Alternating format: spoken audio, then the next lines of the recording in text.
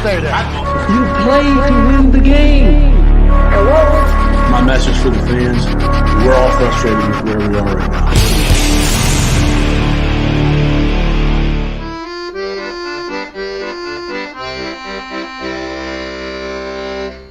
Jets. Jets. What's happening, everybody? Look at all you fine folks in here. What a great day we're going to have, a great night. I'm excited. I really am. We have a jam-packed show for you. It may even be too many people toward the end. We have like 15 guests, I think it is, Frankie. Can you believe that? I am GreenBean. Welcome to this week's installment of the Thursday Thick of It. A weird thing happened. I actually was in the chat early, saw you guys in there. I asked you a question. Hey, what do you guys think? And then I never went back to see your answers. So I do apologize. I'm a broken brain. That's what it is. My brain is broken. So broken, in fact, that I couldn't do this show without a little help from our friends. So let's bring on one of those friends and see how he's doing. Let's say hello to Frankie from Flatbush. What's up there, Frankie? It's that time again, GreenBean. It's that time of the week when we have to do our griping intelligently. There's no silly or stupid griping allowed on this show because this is the Thursday Thick of It, and it's actually the thick of something.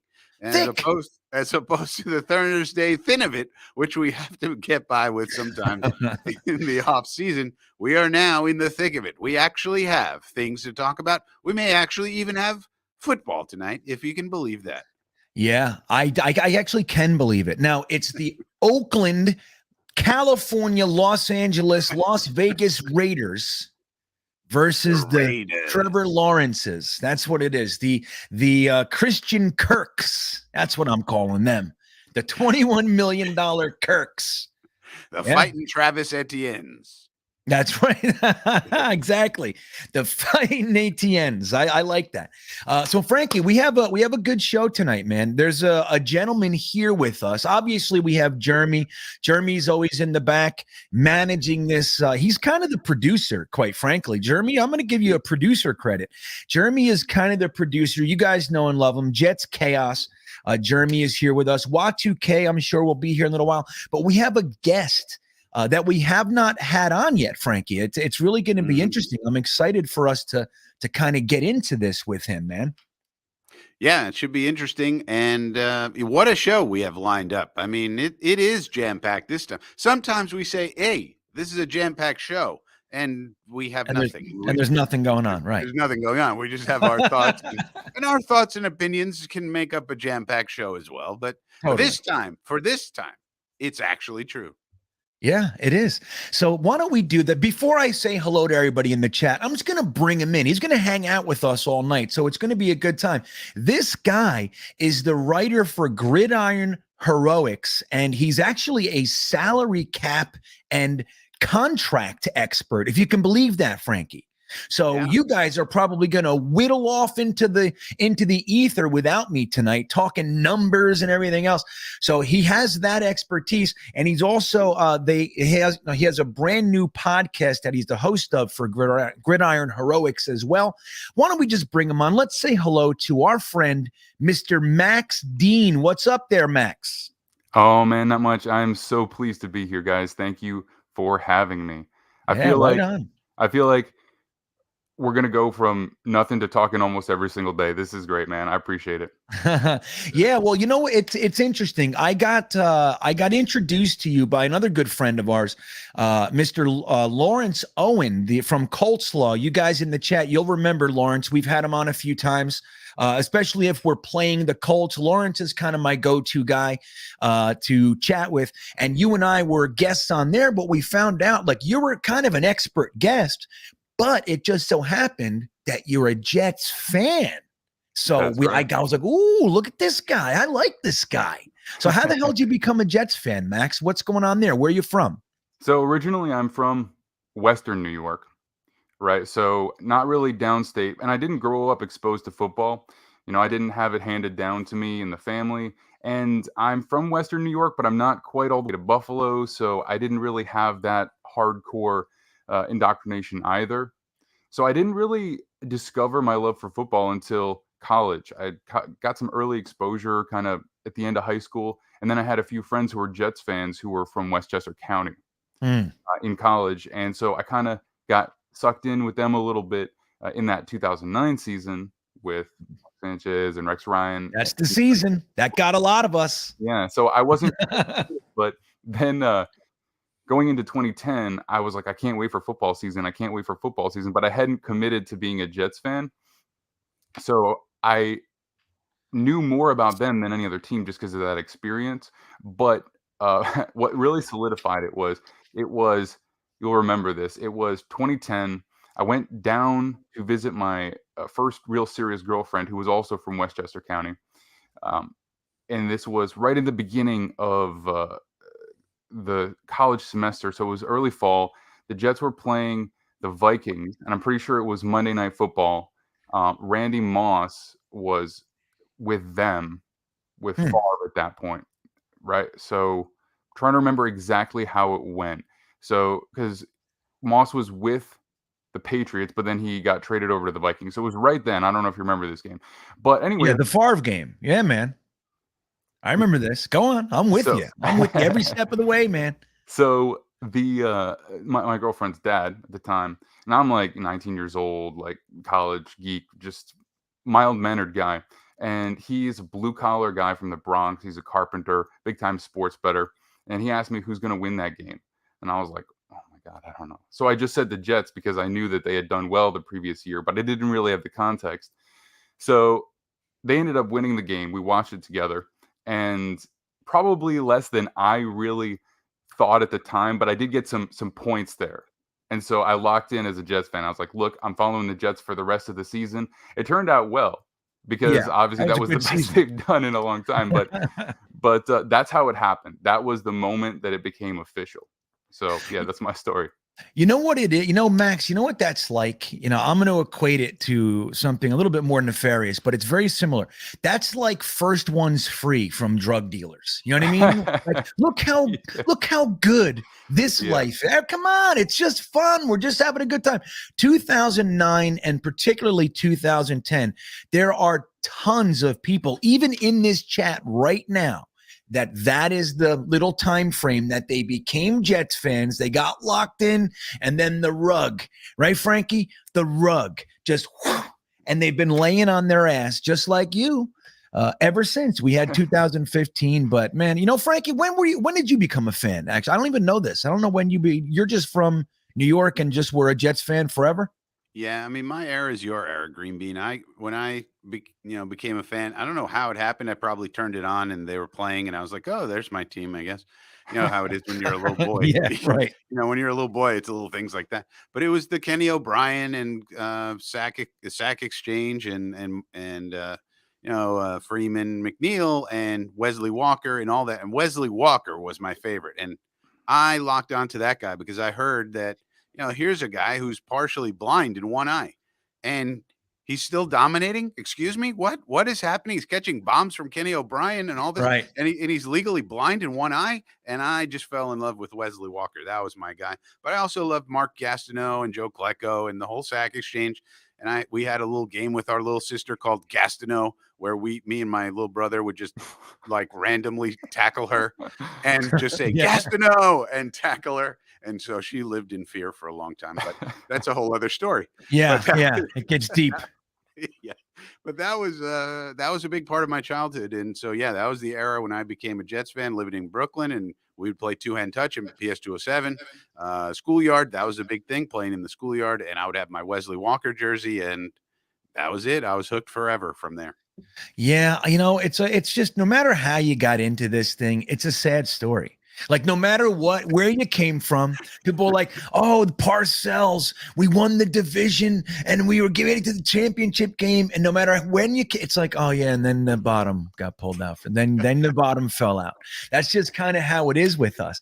But you know what, that's why Jets fans are so awesome. That's why I love communing with us to the degree that I do, because I'm telling you, man, there is no more tortured fan base. Yes, you got the Clevelands. Yes, you got the Detroits, but they don't have butt fumbles. They don't have their quarterback's jaw getting broken in the damn locker room. They don't have half of the stuff they don't have. They trade for a Hall of Fame quarterback in Brett Favre, and 3 months or 2 weeks, a month, 2 months later, we find out he's sending sexy pictures of himself to a whole staff. Like, that's us. So they don't have that stuff. So that's why I love us the most. I want to say hello to some people in the chat before we get into a little Zach Wilson action here, Frankie. I'm excited to talk about Zach Wilson today. I want to say hello to John Hepburn. It seems John Hepburn, I'm going to see you opening day weekend. He's coming to Coney Island. I'm excited about that. Yeah, Hank is here. We got Sean McAteer, Harlan Abram. How's it going with you, buddy? How's it going? Eric Craig, our good buddy, is here. And I know he's kind of laying low, but I'm just going to take a second because I see you.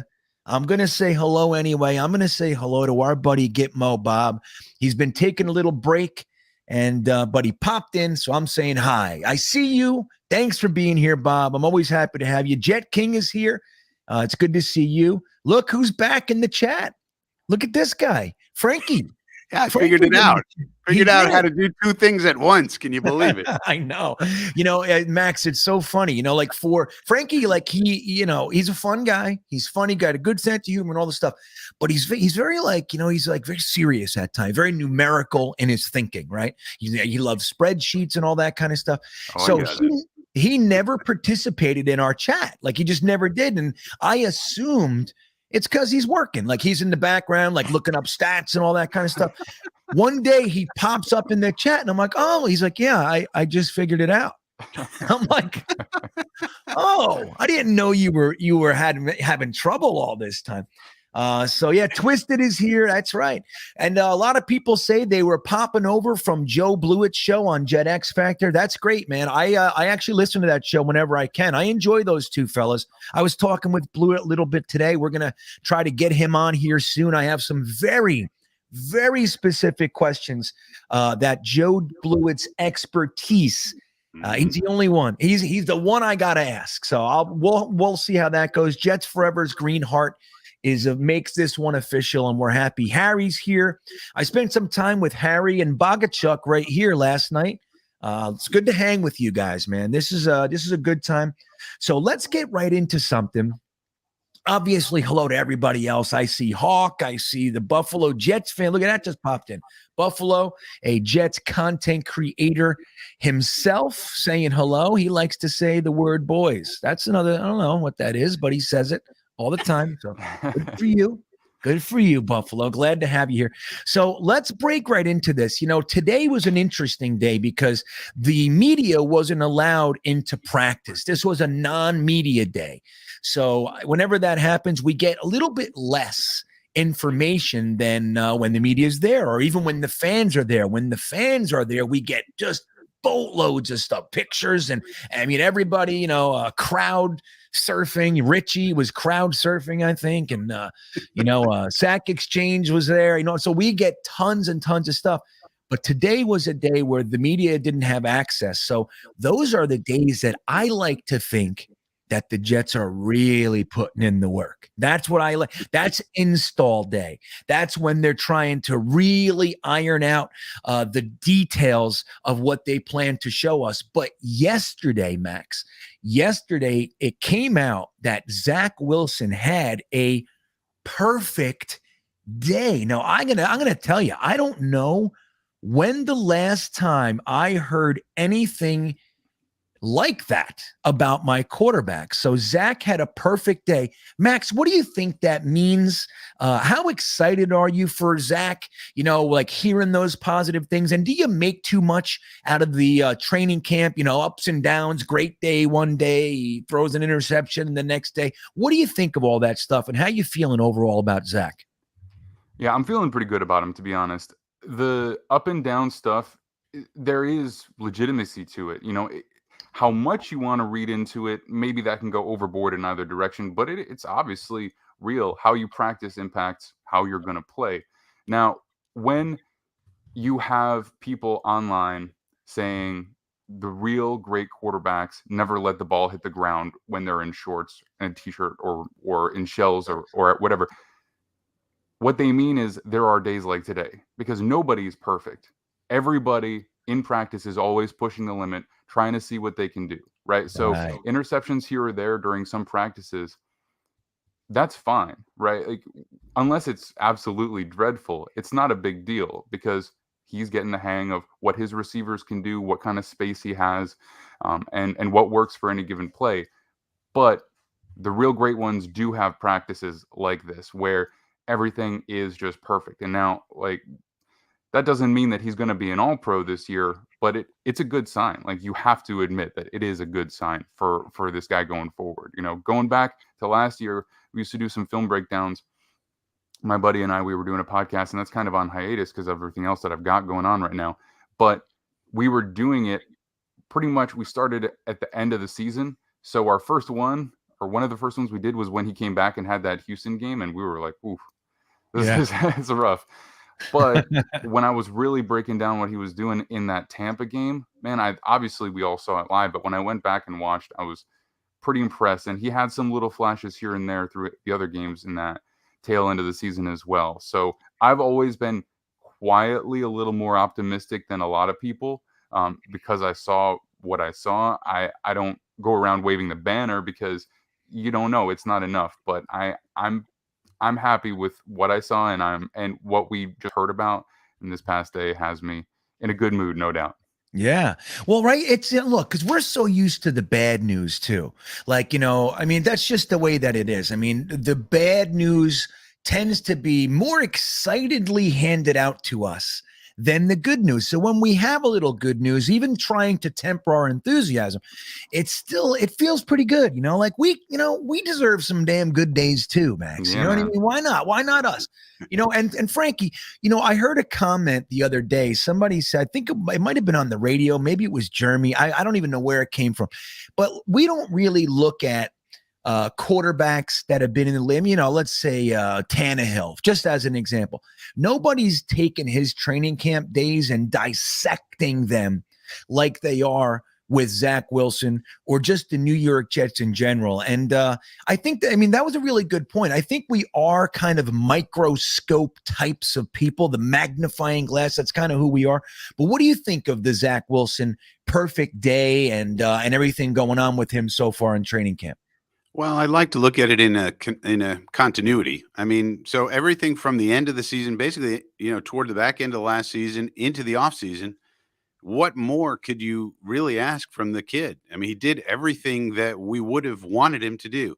He bulked up his body. He got with the nutritionist, Nikki. He got on that program. He flew all over the country to throw with his receivers. He was doing this. He was doing leadership things. He was going to Idaho. They were doing water things, they were playing pickleball.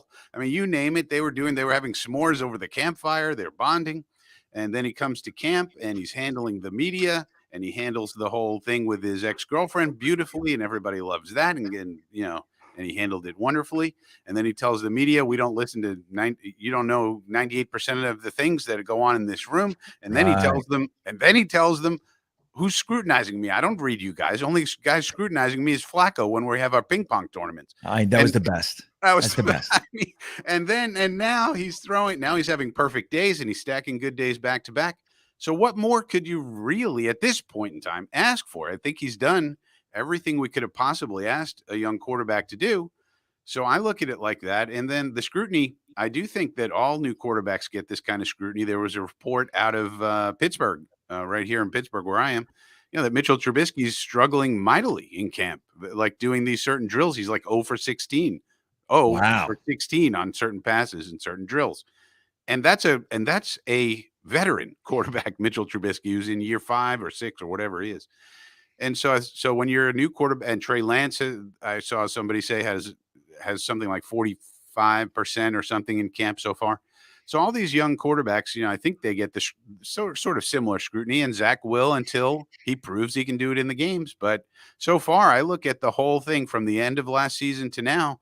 I don't really know to this point in time what more you could ask for out of Zach Wilson, really.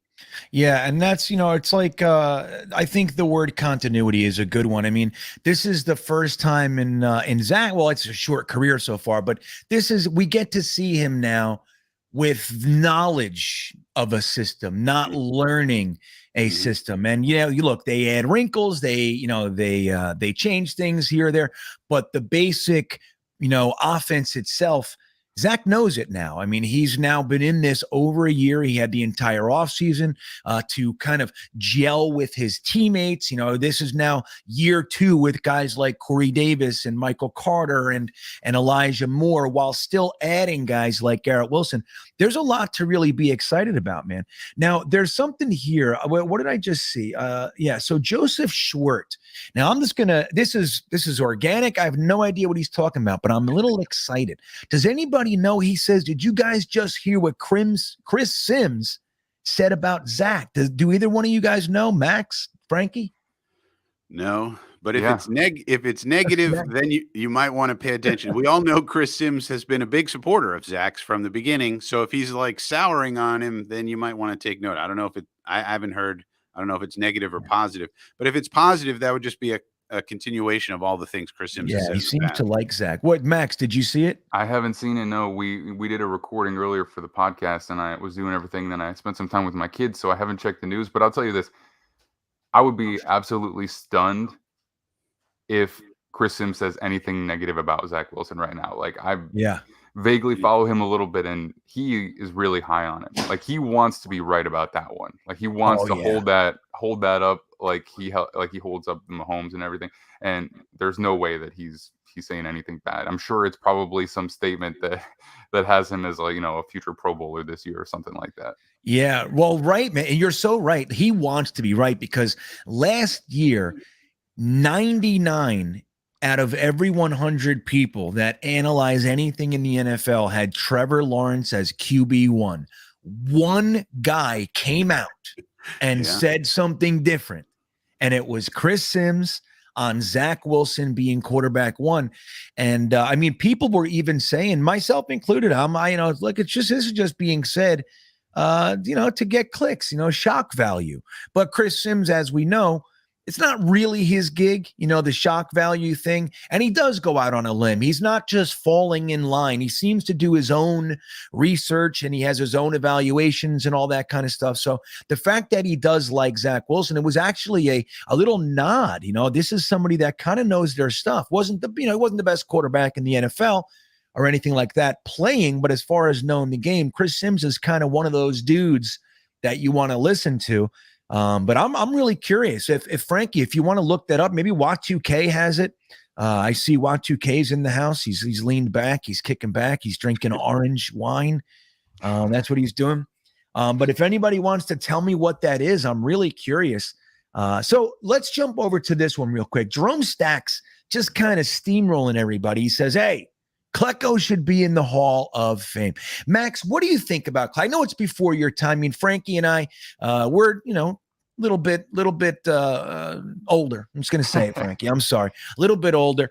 Klecko was a part of our team, so we have that kind of that emotional attachment. But the truth is when you look at his career, he's one of those guys that really, it does warrant a sincere consideration to be in the Hall of Fame. He's one who has been to Pro Bowls at 3 different positions and All-Pro, first team All-Pro at 2, and 3 All-Pros at he was second team All-Pro as well at the other. So when you look at that, no one else has ever done it. It is one of those things where I think you can consider it. But how do you feel about that? Do you think Jets fans are just being sensitive? It's just like, hey, this is our guy, we want him to get in. Or you think that there's a real shot this year? He did make it to the finalists, the final 12, and any day. It's actually, I think it's August 16th. They decide on the senior candidate. But what do you think about Klecko? You have any thoughts about him getting in this year? Yeah, I don't know for sure if he will, but I do know that he has some supporters in the crew that decides on the guys that get in for the senior group. Peter King among them. So look, he's before my time, but obviously nobody here really knows me yet. But if you get to know me, you realize when I'm into something, I'm all the way in, right? It's how I got here today. So I've gone back and I've looked through Jets history. I've watched past games that I've been able to get a hold of. So I'm aware. I wrote a piece. So just real quick, for gridironheroics.com, I'm specifically the Jets writer, right? So when I put stuff out, it's most of the time regarding the Jets, some contract stuff as well. But I did a piece on him when he was announced to be one of the semifinalists. And I went through all of his credentials and stats. And one of the biggest things, and again, look, it's just a number ultimately. You can't use it as the only qualifier. But the fact that he would have had the NFL sack record if sacks were implemented literally 1 year before as an official stat. Yeah. I mean, people just don't realize that he did that because of that number. All of these people who were born after or started following after, they're not aware of that ridiculous amount of talent that he had on the edge. And then when you go inside and then farther inside as you move towards nose tackle, getting those kinds of numbers are a lot harder to do. But I mean, honestly, if you look over his body of work, and it's not just the numbers, it's the absolute level of intimidation that he provided when going up against top level offensive linemen of the era, he absolutely deserves to be in. And I think as far as I'm concerned, he will be eventually. It's just a shame if it's not sooner rather than later. That's what I think. Yeah, that's pretty well said, man. You know, that's the thing, like, you know, nose tackles, like you mentioned, the defensive end is one thing. You know, he did. I mean, he led the NFL in sacks, at 1 year from defensive end. They move him inside and he dominates and gets an all-pro nod at defensive tackle. Then they switch the entire defense and they say, oh, we're going to go to 3-4 now. You're going to be, you know what? Nose tackle. You're going to line up right over the center. And he goes and he gets 7.5 sacks, 96 tackles. You know, it's like the guy was out of control good. And it's time, man. But, you know, when you look at the competition, there is some stiff competition in that final 12. So I'm nervous. I have to admit it. Frankie, what do you think? You think this is the year, man? Is Klecko, are we going to be, joyously singing together in a couple weeks, or are we going to be pissed off? Well, I like a well thought out argument, but I'll just say this: put Klecko in the hall right now. This is ridiculous. This is ridiculous. That list of people. Now, there was a lot of people on that list. I didn't know who they were. So they might be people from 1930 or something. But I mean, Ken Anderson, and it was in there, and Shannon Sharp's brother, Sterling Sharp. Sharp from the Packers. I think Everson, let me look it up. I got to get the list. Everson Walls, obviously I recognize. But Sterling Sharp was an amazing wide receiver. Only problem was his career got cut short by injury. But when he was playing, he was amazing, but he just had a short career. But I looked at the list and I was like, Klecko, got to get in. Like he's the best one on this entire list. I don't know if it's going to happen. It's weird how they work, but you read quotes by people like Anthony Munoz. Anthony Munoz said, "This is the strongest guy I ever faced, ever. Right. The strongest." That's pretty high praise to me. So I don't get it. He's got to get in there. And he doesn't have the baggage that Gastineau has. By the way, Gastineau should be in there too. Five-time Pro Bowler, 3-time All-Pro. Gastineau. Hey, as soon as Klecko gets in, that's my next thing. I know. Let's get Joe in there. Exactly. I'm keeping it right. You got to keep it quiet. You don't want to come out like you gangbusters. You do it nice and systemic, But then he's next. I mean, Klecko, there's just literally no reason. I think it has to do with a lot of the stats that they didn't keep. It's just craziness. And those unofficial stats should become official. The NFL should make those official stats. They're dumb not to. I know. Go back and watch the film. What's the problem? You need more stats, NFL. You need more historical context like baseball does. Look what baseball does. There's so much historical context in baseball. You ask anybody, they'll tell you Ted Williams versus Babe Ruth versus Barry Bonds versus this one and that one. In football, they don't do enough of that. There needs to be a little bit more of that to get better historical context on these guys, and it'd be better for the game. What's the problem? Yeah, I agree, man. And right. I mean, it's not like, we're talking about something that that we can't look at. Like, oh, I'm telling you, he was great. Like we can actually look at the same way they take statistics now. You can even sick PFF on it. Here, PFF. Here's all the NFL history tapes. Tell us, give us ratings. You know what I mean? They could do that. I mean, it's firm, it's concrete, it's right there. And and I agree, man. I think it's like, why is it that we didn't count it yet? Well, then add it now. The same thing goes with tackles. Like what's the word I'm looking for? Solo tackles. So like they didn't count them for a long time. They started counting them in 2003. So because of that, Ray Lewis has the most ever. But the truth is Kyle Clifton had more. Okay, in the 90s. So why, you know what I mean? What? No, Ray Lewis. Yeah, but he had more. Nah. No, that's before. It's beforehand. I think part of it is that exact reason. It's like when you have a guy who already has the record, it's a little tough to be like, well, this guy actually has the record, even though the fans aren't witnessing it happen live. I not that I think that justifies it, but I think that's one of the reasons that they don't do that. They don't want to retroactively take away records. Yeah, I disagree with. I hear you 100%. Yeah, too bad. Ray Lewis, your feelings are going to get hurt. Too bad. Sit down. Sorry, Kyle Clifton needs to come in here. Right. Hey, our feelings got hurt when Brett Favre decided to sit on the field and let Michael Strahan steal the sack record. We had to endure that crap. But it's funny, Max really did bring up a good point. The truth is that we have two very vocal allies on the senior committee in Gary Myers and Peter King. And Gary Myers was alone at one point. He was the sole guy out there saying that Klecko should be reconsidered for the Hall. And then he got on the committee. So I think, if there's a time, he was number 2 last year. Cliff Branch beat him. There's a sincere argument for Cliff Branch. He was a numerous All-Pro, Super Bowl champion, he led the league in receptions a couple years, all that stuff. He was certainly a quality player, God rest his soul. But Joe Klecko was number 2 to Cliff Branch. So the fact that he's back in the final 12 this year after being second last year, what could have happened last year with the senior candidates that Joe Klecko now doesn't start at number 2 and just jump to number 1 without Cliff Branch being there, right? So I'm really hopeful.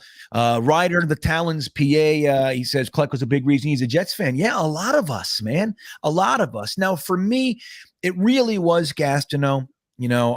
As far as the defense goes, I became a fan in the best year of the Sack Exchange. Like their most dominating year was the first year that I really watched NFL football. Like I had watched some games here and there and all that stuff, but I watched that season.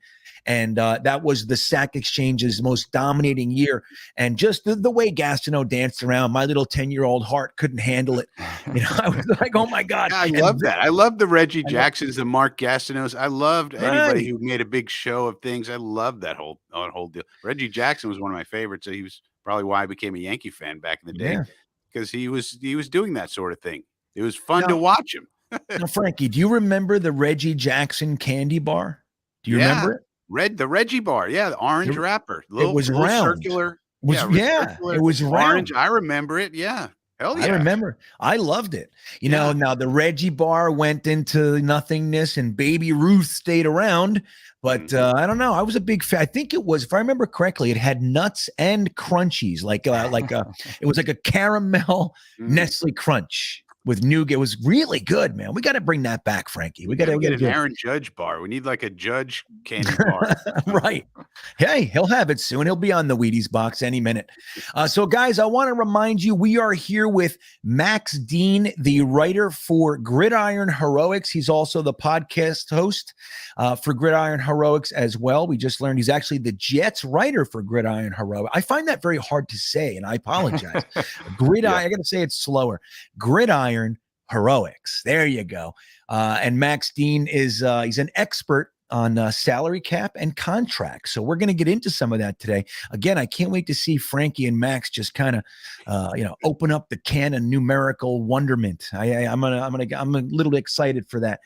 So don't forget, guys, you can follow him and everything. But I'm really happy to have him here. And at 9:00, we have Ali from Loyal New York Jets fans coming on to hang out with us as well.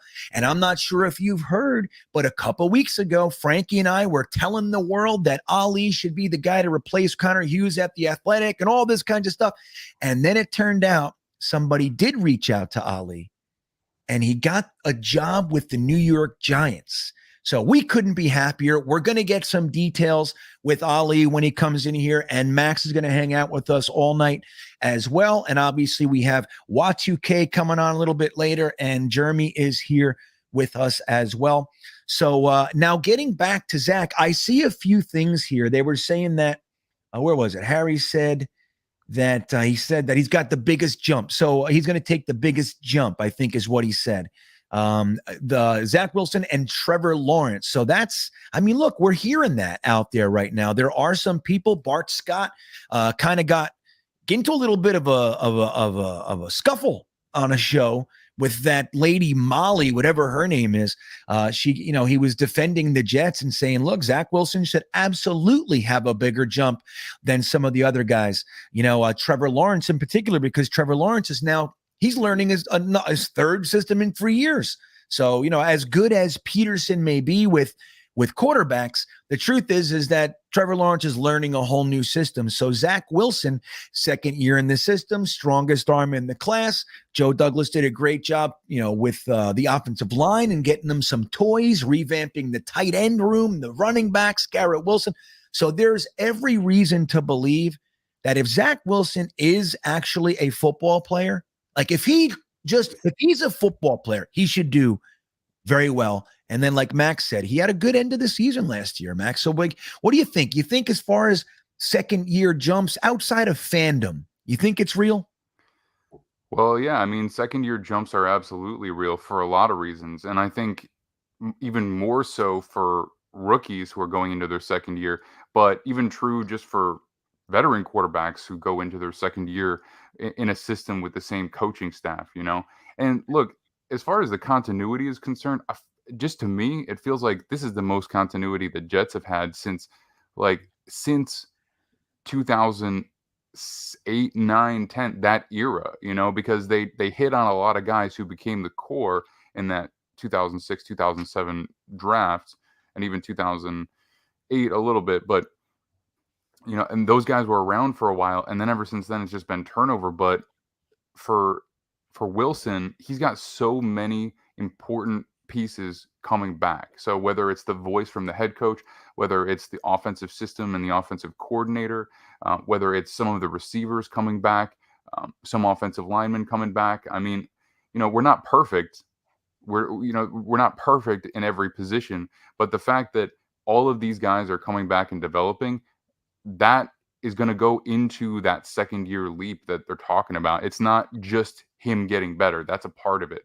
But I think a lot of the key things when people talk about a second year leap, they don't take that into account, but the Jets have all of it. Yeah. I think, what I think? I think if the word Jets wasn't in front of Zach Wilson's current situation, I think if it was any other team, they would have no reservation talking about him being a second year jump. I'm just happy to see guys. I mean, Bart Scott is kind of a Jets guy, right? So, you got to take that with a little grain of salt. But Chris Sims, you see Ocho Cinco out there, and I've seen a few others. Frankie Joseph Schwert is saying that he actually said he's going to have a Joe Burrow like jump. Do you think look, if he has a Joe Burrow jump, whether it get to the Super Bowl or not, I would be ecstatic. You think that's realistic? Well, it depends what you mean by Joe Burrow like. I mean, Joe Burrow had over 70% completion percentage last year. Zach Wilson had 55. That's all we're looking for, 70%. That's a big gulf, okay? So, but if you're saying that he's going to just make a big jump, and start to look like a really good quarterback, yeah. But I mean, Joe Burrow is really special. I mean, so I don't know. But all we really need him to do is anywhere between, 62, 65, something like that. And he'll be really good with all the other, as I've said many times, with all the other characteristics and traits that Zach personally has. All he has to do is be pretty accurate, 62, 63, 64, 65. I mean, if he was 65%, we got ourselves a top 10 quarterback. If he's releasing the ball within 2.5 seconds, he proved last year that he can do that. When he ran the offense like it's supposed to be run, which means he gets the ball out of his hands within 2.5 seconds, he was number 1 in accuracy, number 10 in success rate, number 12 in yards per attempt, and number 15 in expected points added per attempt. That tells me, and the only problem was he didn't do that frequently enough. Okay, but when he did, we know he can do it. So all he's got to do is do that more frequently, and we got ourselves a really solid and maybe even top 10 quarterback who can also escape the pocket, move, and had the highest recorded velocity of any throw ever in training camp the other day at 67 miles an hour or something. So, I mean, this guy has a gun. It doesn't look like it on television, but it's not like Elway. Remember Elway and the Elway cross, that people would get when they caught the ball because he threw it so hard. But Elway had that gigantic throwing motion where he took it over here and Zach just goes boink, and you don't think anything's happening, but he's throwing it 60 miles an hour. Yeah.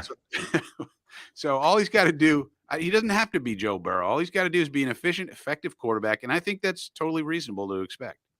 Yeah, and Max, Frankie's been loudly calling for a very specific number.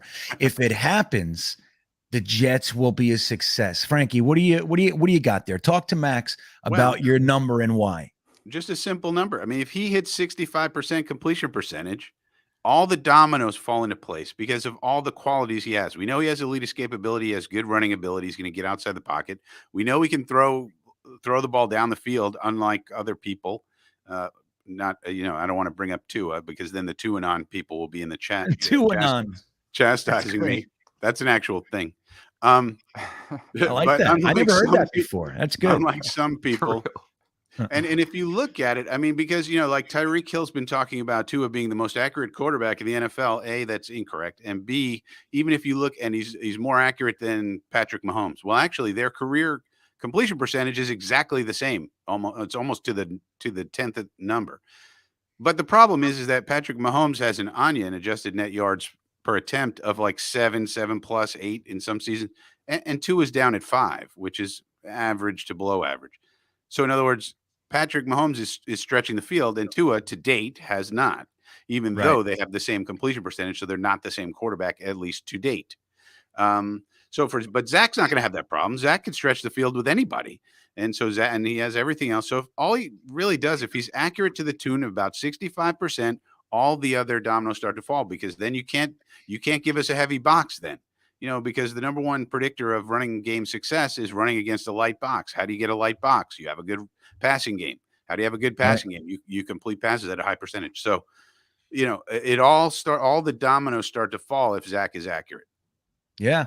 Hey, look, very well said. And I like the distinction, like when and this is the thing we talk about all the time with box scores, right? When you look at a box score can tell you a story, but it can also present a complete illusion, especially when you start comparing box scores one player to the next.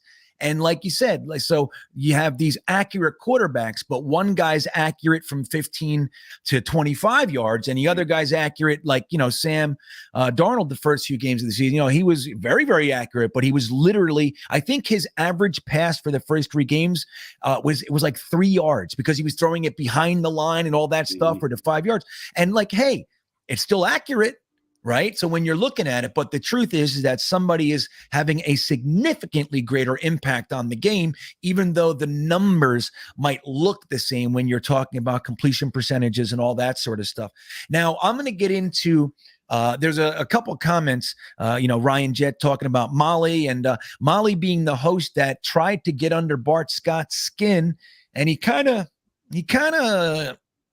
did a good job of, number one, ignoring her a little bit, but number two, sticking a little something in her craw, which was this comment. And I know Max is a big fan of this guy, but he said, Breece Hall is going to be what Saquon Barkley was supposed to be. Now, look, we can't predict anything, right? Like Saquon Barkley was a stud, man, especially his rookie year until he got hurt his sophomore year. I mean, the guy's no joke. But at the same time, since then, he really has struggled, and particularly with injuries. And Breece Hall coming in, there's a lot of hubbub. Max, what do you think? Like Breece Hall, can we realistically hope that Breece Hall is going to be anything like what Saquon Barkley was supposed to be, or is this more just kind of smoke? Well, look, I mean, from a pure traits perspective, Breece Hall has tremendous traits, but Saquon is one of those guys that's truly in a world of his own, just from pure physical gifts standpoint, right? Like, I think if you would look historically, Breece Hall probably would have been top 10, 15 pick, maybe. You know, looking just over the course of the history of the NFL, if you jump back when running backs were valued that high. But, you know, Saquon, he probably would have been a number 1 overall pick, you know, going back a little bit farther, right? So he was already at 2, he probably would have been number 1. So I don't want to say he is what Saquon Barkley could have been. Ultimately, can he have a career as one of the best running backs in the NFL? 100%. Ooh. And I really like him, honestly. He does have elite physical traits, right? He has the speed, he has the burst. A lot of people didn't realize it until the combine, when he actually put those, you know, numbers on paper, because when he's out there, it looks so easy, you know, and because of the scheme that he ran behind, he didn't really have to make a lot of jump cuts and do that stuff that's super highlighty, you know. He had a lot of big runs, but it didn't necessarily look like he was exploding down the field, but he was, because he just made it look so easy. And like, clearly he has a very good grasp of how to read blocks, you know, and he has a good idea of how to set up defenders. He clearly has some good hands, man. I'll tell you what, like he's had some really nice catches so far just in practice. And if you go back to the Iowa State tape, you see some of those highlights as well. You know, it wasn't used as much that way, but he showed he could do it all. And frankly, I've told you before, like, he is, and not just as a Jets fan, he is an easy pick to be offensive rookie of the year for me, because I think he's just going to get a lot of playing time. He's going to be behind an offensive line that looks like it's going to be pretty darn solid, especially in the run game.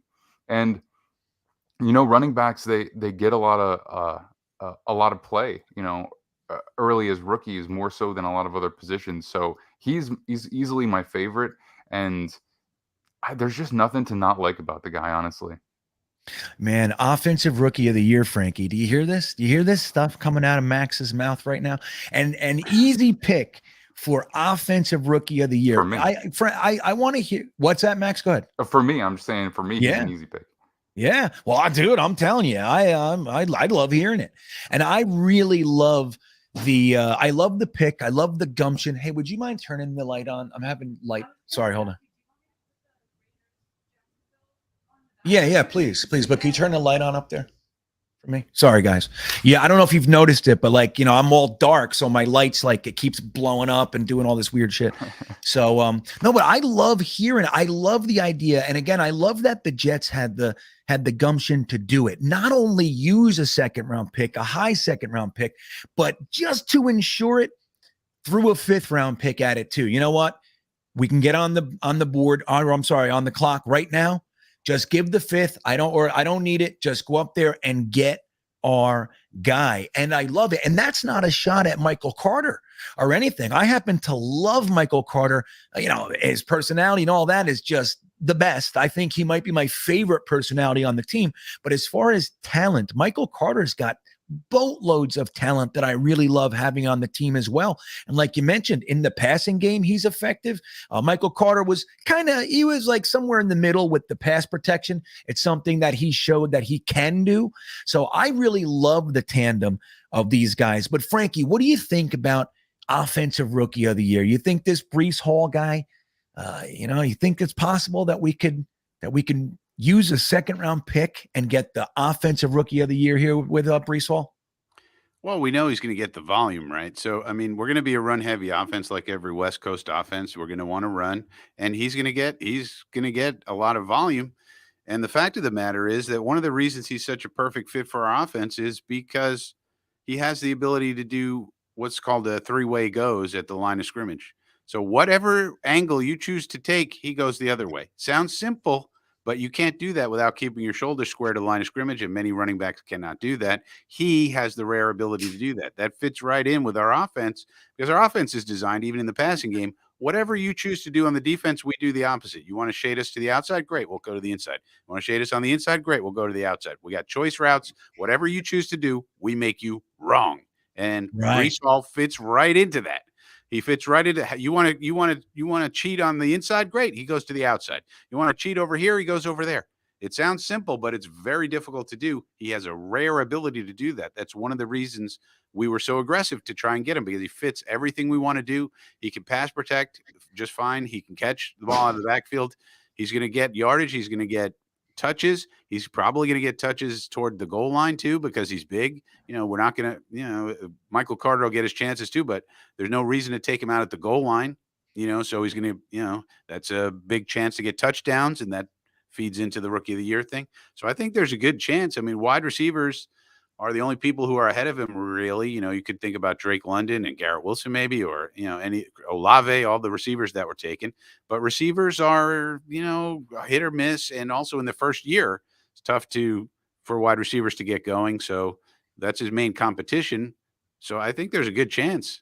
He's going to have volume. He's going to be down at the goal line. He has a unique skill set. He's got as good a chance as anybody, the way I see it. Yeah, it's exciting, man. And this, obviously something else has to happen for any of that wonderful stuff you guys are talking about to work. And that is that the offensive line actually has to, look, I mean, somebody. They gotta stay healthy though, Frankie. Now, listen, I want to make sure that just so we know, we're making a decision as Jets fans, okay? And obviously, this is going to take a minute to get to all Jets fans, but there is a nice, significant push for all Jets fans not to use the I word, period. We don't even say the word, okay? You know what the word is? We don't say it. So we're going to say the other side and say, look how healthy we are. Okay. We're going to put that into the stratosphere, into the ether. We don't use the I word. But the truth is that if our offensive line can stay healthy, we have some real potential. But Max, what do you think about the idea? Last year, when we started the season, we had this plan to have the Sinister Smash Bros on the left-hand side, Mekhi Becton and AVT. Now, they were both moved over to the right side. And look, they're young, they're athletic, all this sort of stuff. But what do you think, man? Is there going to be a significant learning curve? Are they going to take 5-6 weeks of the season like the offensive line did last year? Because look, they technically know the system, but still going to the right side is going to be potentially difficult. How much of a hindrance do you see that move to the right side in like we're saying with Breece Hall and Zach Wilson's protection? What do you see there?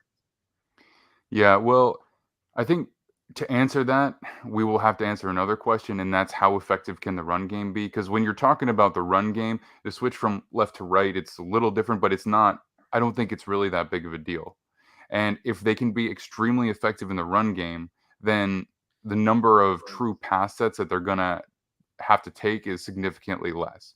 So the more effective you are in the run game, the more you can run the ball, and the more you can run play action as well.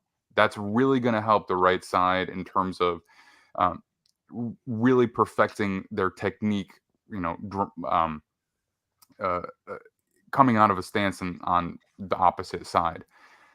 I think that for Becton, it's hard to say. You say he played right tackle in college because he was moving back and forth between the two, but he also wasn't really doing a ton of true, pass sets on either side because of the way that Louisville ran their offense. And then AVT, look, it's really just guesswork, but I think if they can be a dominant running team, whether they do perfect it quickly or not, that's going to matter a lot less. It's interesting, right? Now, AVT, he has some stuff to work on anyway. You know, I mean, Mhm. look, he had a really strong rookie campaign. He looks the part, but he did have some issues with the pass protection. I mean, it was evident, you know, like it wasn't just Greg Van Roten. It seemed like at any given play, pretty much all of them except for George Fant were getting toasted. It just, you know, pick your play, pick your player. But moving AVT over kind of it does increase the potential for him to have an elongated learning curve here. You know what I mean? I'm a little bit nervous about it. I have to admit, I'm not maybe as comfortable as a lot of other Jets fans. Jets fans, by and large, I think, are just saying, well, they're our right side. They're going to be fine. And that may be the case, but I'm a little bit more nervous about it. You know, Frankie, what do you think about, you know, AVT and Becton on the right side? I don't even know if we've gotten an opportunity to speak about Becton on the right side at all yet, but what is your take on the move and what it's going to look like? Well, I think it's going to be easy to see the improvements in the run game early on. We're going to do a lot of pin pull and a lot of long pulls, and that's going to be those guards moving. You know, last year we had GVR. He wasn't moving anything. He could barely Backwards, move anything. move But backwards pretty well. yeah, but now we have Lakin and ABT, two very athletic guards. They're going to be heading out and moving, and those are the kind of plays that we used a lot of those plays last year, and the 49ers use them a lot. But now we have better players to execute those kind of schemes and blocks. So I think the run game will stand to benefit right off the bat. If I had to worry about anything a little bit, it'd be pass pro. Right. You know, Becton getting used to the right side in pass pro, which is harder. It's harder to do just in general. And then AVT, that was his weak point last year. Not that he was terrible with it, but you know, now he's got to do it from the right side. Lakin, I do have to say I'm a little worried about looking at tape on Lakin. I'm a little worried about his anchor. I see him he's not recovering as quickly as I'd like. But maybe being back with John Benton, you know, he can work on that. So I think the run game will see an immediate, you know, improvement, and then the pass game is the thing we'll have to watch carefully. It could be fine. But we'll have to see how they do with that. It's the harder thing to do of the two. And so that's the thing we got to keep our eye on, I think. You know, and you mentioned something that I actually want to get into a little bit too. And we can kind of meld these two together. But you mentioned that Laken Tomlinson is having a little bit of a tough time so far. Now it's his first week in a brand new uniform, even though the scheme is essentially the same. The offense is essentially the same. The coaches were coaches that he had just a year prior. That's all great, but he has been having some difficulty. But that could be attributed to something else that's being said, which is Quinnen Williams looking slender, looking strong, seems to be a man possessed so far this training camp. You know, so Max, what do you think about like Quinnen? Like, is the Laken Tomlinson, you know, he's not struggling per se, but not quite as he didn't come in and just kind of dominate like we were hoping. We bring him over, he's a Pro Bowl guard, and just kind of man it up, you know, hold it down. But Quinnen Williams is pretty much the reason why any of that's happening. What do you think of Quinnen? Do you think we should expect bigger things? It is his contract year. So how are you looking at Quinnen? Yeah, well, you know, comment on a couple of things. When I was looking at tape last year of what the Jets were doing, I was a little lower on AVT than what a lot of people seem to be going with, you know, that he's having this incredible season. Look, offensive linemen as rookies, we kind of expect them to struggle. So it wasn't really a surprise. And he did have a good year overall. But his ability to take power in the pass rush kind of surprised me. Like when I really got down to it, I thought he would handle it a little bit better, but you saw him get really pushed at times. So I 100% agree with what Frankie was saying. But, you know, going over to Laken Tomlinson, you got to realize one thing. Also, he was next to Alex Mack as his center in his Pro Bowl season last year. You've got to recognize what that kind of player does for a guard. So I'm hopeful for Connor McGovern to have a decent season. But to be honest, like he's an okay center. Right. So I don't care what PFF rates him as. What I saw was an okay center, viable, but definitely not anyone who's going to elevate your team. So I'm hopeful Laken has a solid year, but I don't really think that if the team is doing well, Laken Tomlinson is going to be the reason. Having him over AVT, that's a huge upgrade. I'm never going to dispute that, but I don't think that he's, going to be the guy that makes the Jets offense dominate, whether it's in pass pro or the run game. And the other thing is that when I was watching tape last year, I was higher on Quinnen Williams than a lot of people were too, because that defensive line, I mean, it wasn't good, especially on the edge, right? He just took every double team you'd ever see. Mm-hmm. Every play, he just had to absorb a double team, and he would fight through them really, really well. But no, I mean, unless you're Aaron Donald, you're probably not going to fight off a double team on every play and get to the quarterback fast enough to make an impact all by yourself. Like that, he's truly in a complete category of his own. So Quinnen, I am hopeful. I mean, if you are looking at a defensive line, I would rather have an elite player at the defensive end position or edge rusher position and not very good interior than I would like to have an elite interior defensive lineman and nothing at the edge position. Right? Honestly, I'd rather have both. But if you only have one, it needs to be the edge, because if you're that guy alone inside, there's just too much that an offense can do to take you out of it. If you got both, that's awesome. That's excellent. But if he's the only one you got, it's too hard for him to make an impact all by himself. That's why even the elite pass rushers from the interior have always gotten less money than those edge rusher guys, because they just can't impact the game as much by themselves, unless you're Aaron Donald, which is why he gets edge rusher money. But,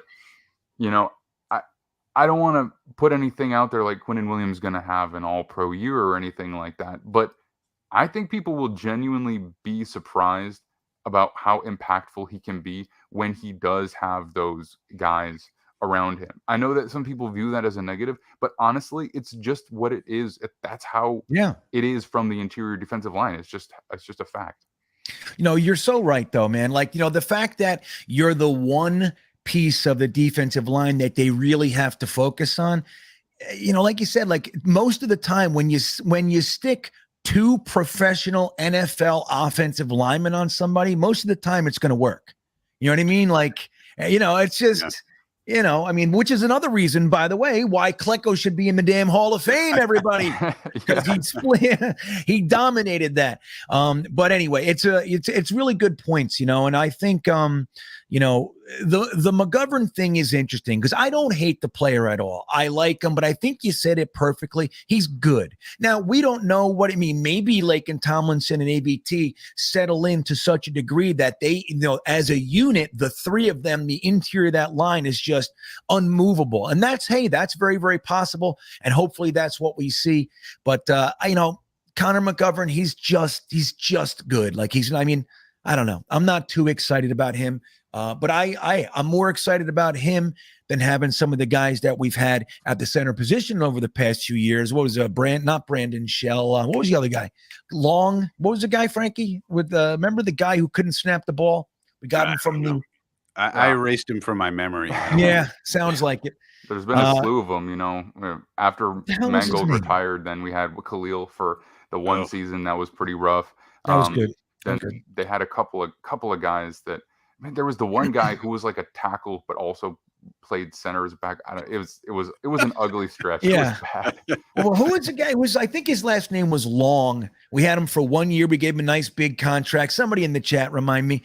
But yeah, I mean, it's been ugly. So I think at least Connor McGovern is definitely a stabilizing force in there. But we know now that he's got two guys next to him that there's no excuse for him to have a subpar year because look who's next to him and all that kind of stuff.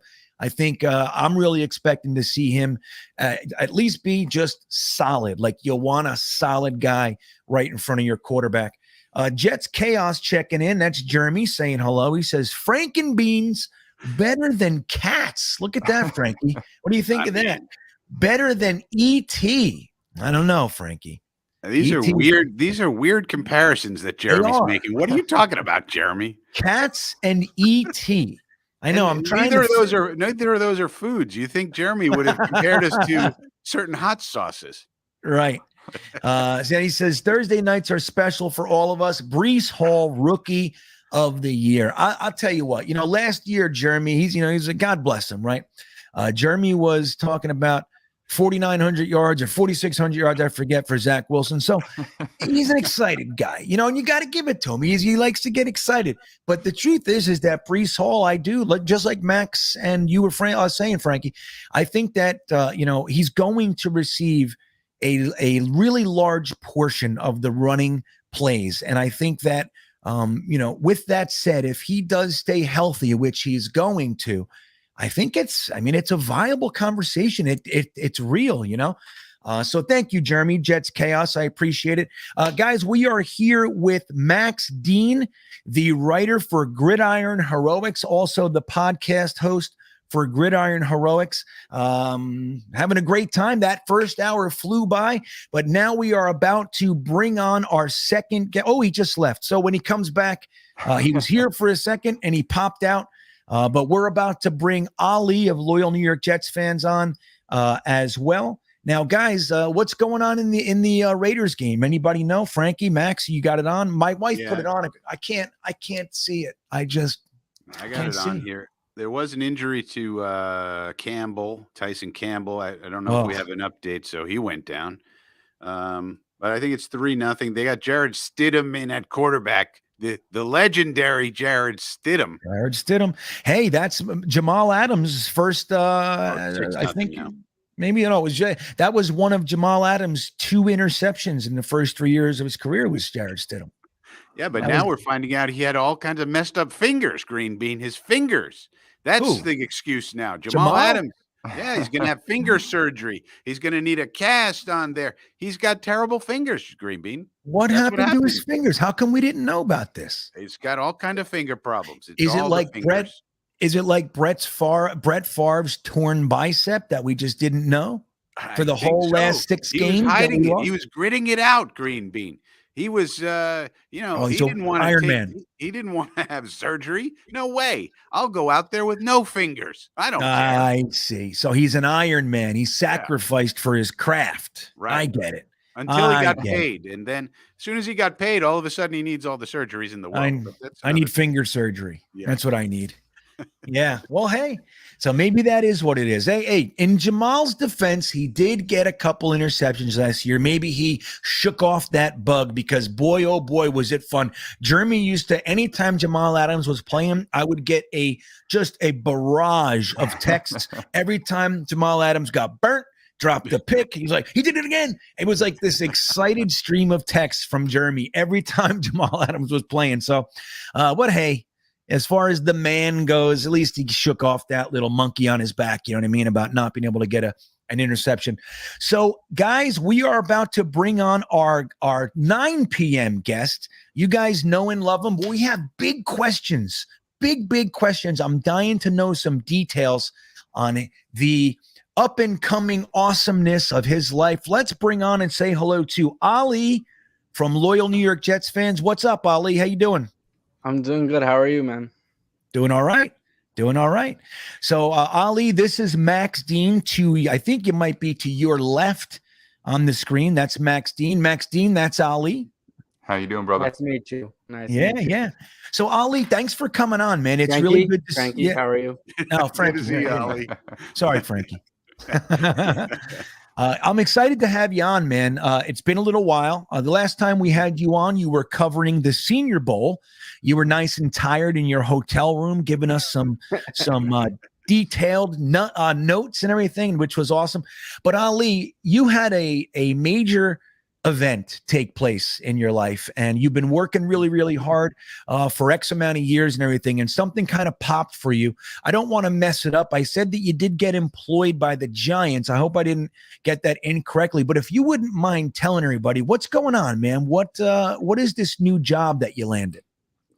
Yeah, so I'm pretty much going to be working for the New York Giants this season for their home games. So what I'll be handling is the charities that are during the pregame and during the first 3 quarters of the game. There's going to be raffles and stuff like that. So I'll be helping with that and dealing with that and helping them out. And I felt like this would be a good opportunity just to get into the field because there's nothing right now I can really do because I still got one more semester in school that I got to finish, one or two classes that I have to finish. So I thought this was the best opportunity for me. There was different opportunities for long term, but I just couldn't take that with school. So right now, I pretty much just said yes to the Giants, and I think I'm excited for the opportunity. They let me, but the one thing that I'm really happy about is that they didn't remove my Jets content away, so I can still do it, just not when I'm working for them. So I probably will get like after like the fourth quarter of the game for every Jets game that I can cover, but I'm just happy that they're allowed to let me still use social media for the Jets and still write about the Jets, which is very important to me as of right now. So yeah, I mean, it's a great opportunity, and I couldn't say no to it. Dude, I am so happy for you, man. I mean that. And you are aware of how Frankie and I think of you. You know, we think just the world of you. Very impressed with all the things that you've put together, and to see you get this opportunity, I couldn't be happier, man. It's really exciting. I mean, I am hoping in the near future that you maybe throw me some tickets, some shit like that. Maybe we'll see how it goes. We'll see how it goes. But sincerely, man, congratulations. And I am happy that, I mean, what a fantastic opportunity that you get the job and you still can be an outward content creating Jets fan. Come on. I mean, what's better than that? No, yeah, that was actually important to me, just because I also started a different job at TD Bank a week ago. So I'm doing full time there, and then the Giants and the Jets and then school. So I'm kind of like just pretty much having this entire rest of the year kind of be like kind of be a lot, but I like to stay busy. I like to do this stuff. And this is just, again, the opportunity I could not pass by, just to have the Giants on your resume, that you work for them. And you never know who can show up for the Giants. You don't know what player can show up, what agent can show up, and you just have a conversation and get a phone number. So you never know with these things. And networking is very important. If anyone wants to be in sports, networking is very important for sports. If you want to get into it, you need to get in contact with agents, even people who work for any type. It doesn't have to be that field that you're going into, just anything in sports. They know guys, and then they know guys, and then they know guys. So just to be out there, just getting out there is important, especially in New York. No matter what you're doing in New York, you can find connections. So it's just something that I had to take, and I'm looking forward to it. Yeah, it's exciting, man. And you're getting a lot of love in the chat. Everybody happy for you and proud of you, man.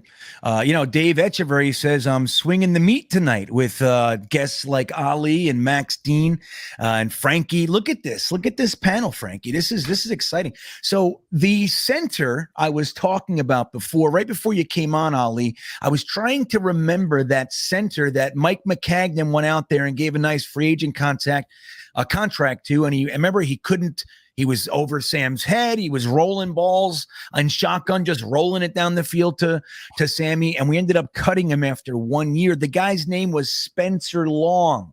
That's the guy I was talking about. Yeah, didn't he go to the Giants afterwards? I mean, he went the Bills. The Bills. Well, you know what's interesting? The Bills actually, so they grabbed Spencer Long when we cut him.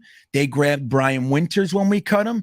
They also grabbed Harrison when we cut him. So we were like, I mean, think about how bad our offensive line was. And for some reason, every guy that we cut, the Bills swooped right in and scooped him up.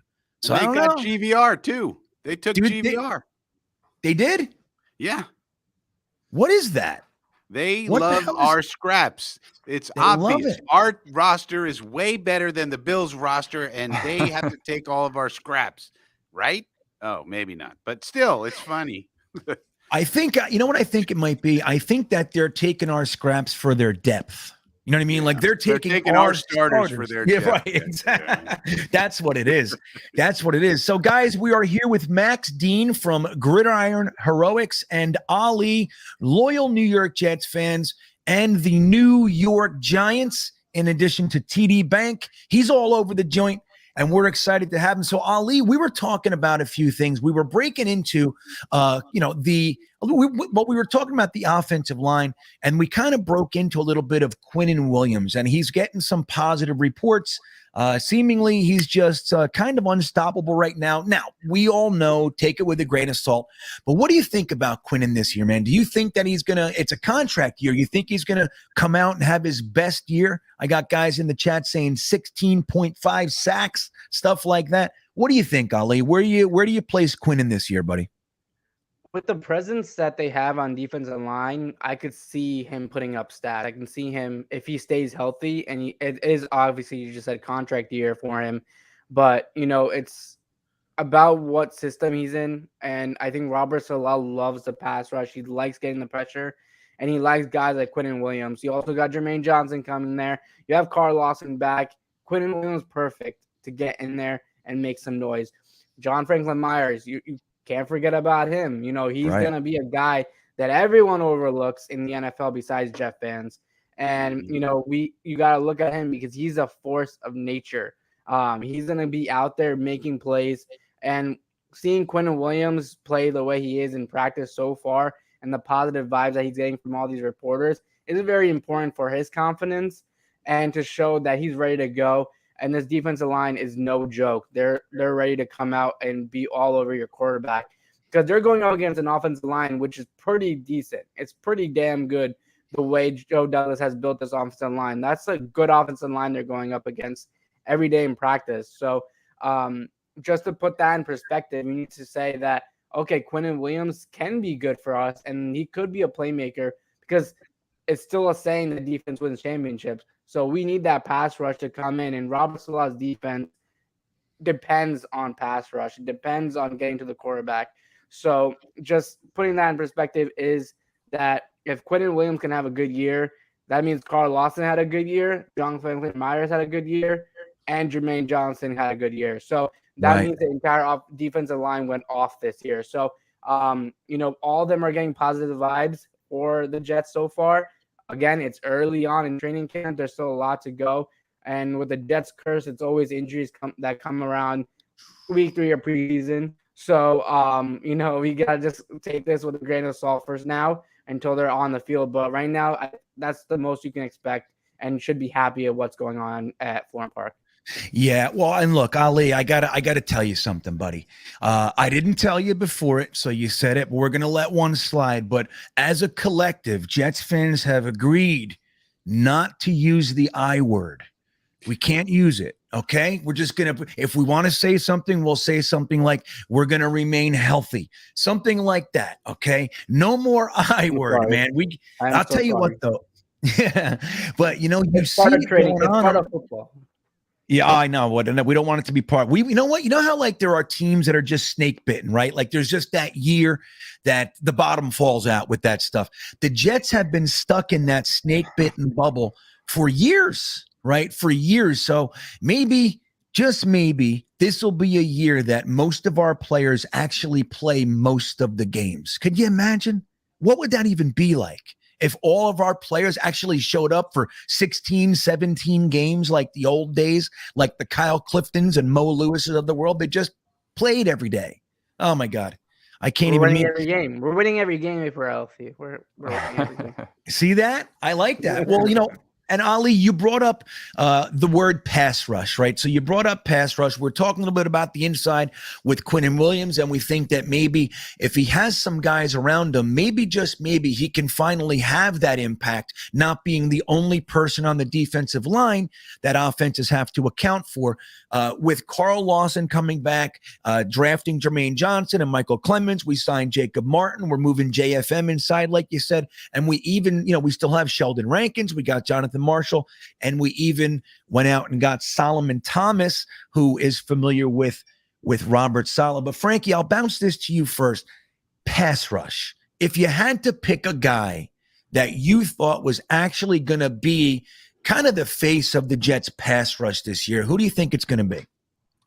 Well, I got to say, the professor of pass rush himself, the monster, Carl Lawson. I mean, come on. That dude is insane.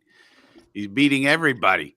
And it's really nice to see him coming back so strong, so early from the injury. I think he is going to be the guy. Everybody seems to be looking at him. I mean, it could be JFM. It could be. I mean, we got a bunch of monsters. You know what I like this year, Green Bean, is that we're arguing about where to put all of these monsters. Where are these monsters going to fit in? Where is this monster going to go? And that monster, last year we were saying, well, maybe Timmy Ward might do something, and perhaps Jabari Zuniga is being used improperly, and perhaps we could fit him in there, and maybe we could get something out of this Freedom guy that we got off the street. That's what we were talking about last year. Now we're saying we got all these monsters, but we can't quite figure out where we're going to configure the monsters in order to get into the backfield. So I think that's a really exciting, development that we have. But I'd have to say Carl Lawson. I don't see how, I mean, this point. And especially because he's going to stay healthy this year. Carl Lawson healthy. Oh my goodness. Max, if you had to pick a guy that was going to end up being like the face of the pass rush, let's assume that we have a pass rush, right? For the first time in a long time. Who do you think it's going to be? Do you agree with Frankie that it more than likely will be Carl Lawson? Do you see maybe the rookie coming on? What do you got there, Max? Well, look, I mean, I know the time for draft chatter has kind of come and gone, but I know that Jermaine Johnson was like my guy for the Jets, even at number 4. I love that player. So, one of my personal opinions on evaluating prospects is that the differences between a lot of those top-rated guys are way smaller than the way it's kind of presented to make everything more interesting in the media, right? So if you've got a couple of different edge rushers who weren't being in the first round, the difference between those guys is probably not as big as it sounds when you're listening to NFL Network, right? It's kind of the way with everything. But to me, what will put another guy up over another significantly, even if maybe his tape isn't quite as good, is the character, right? And we know Joe Douglas and Robert Saleh harp on this. They talk about it all the time. So way before the draft, and you don't necessarily get a glimpse of this with all of the players because you don't get to see good interviews with all of them. But sometimes someone just jumps off the screen and it's like, that is an impressive person. That was Jermaine Johnson for me. So I absolutely fell in love with this guy. I mean, you watch that rookie press conference where all 3 first-round picks were up there. You would think that Jermaine Johnson was the first overall pick. Like, he owned it. Like, he's a truly impressive person. So I was hoping for him all along. Now, I don't want to say that as a rookie he's going to be the face of the pass rush, but the fact that they got him to go along with everybody else they already have, I had to at least mention him because I think he's going to be a very good player over the course of his career.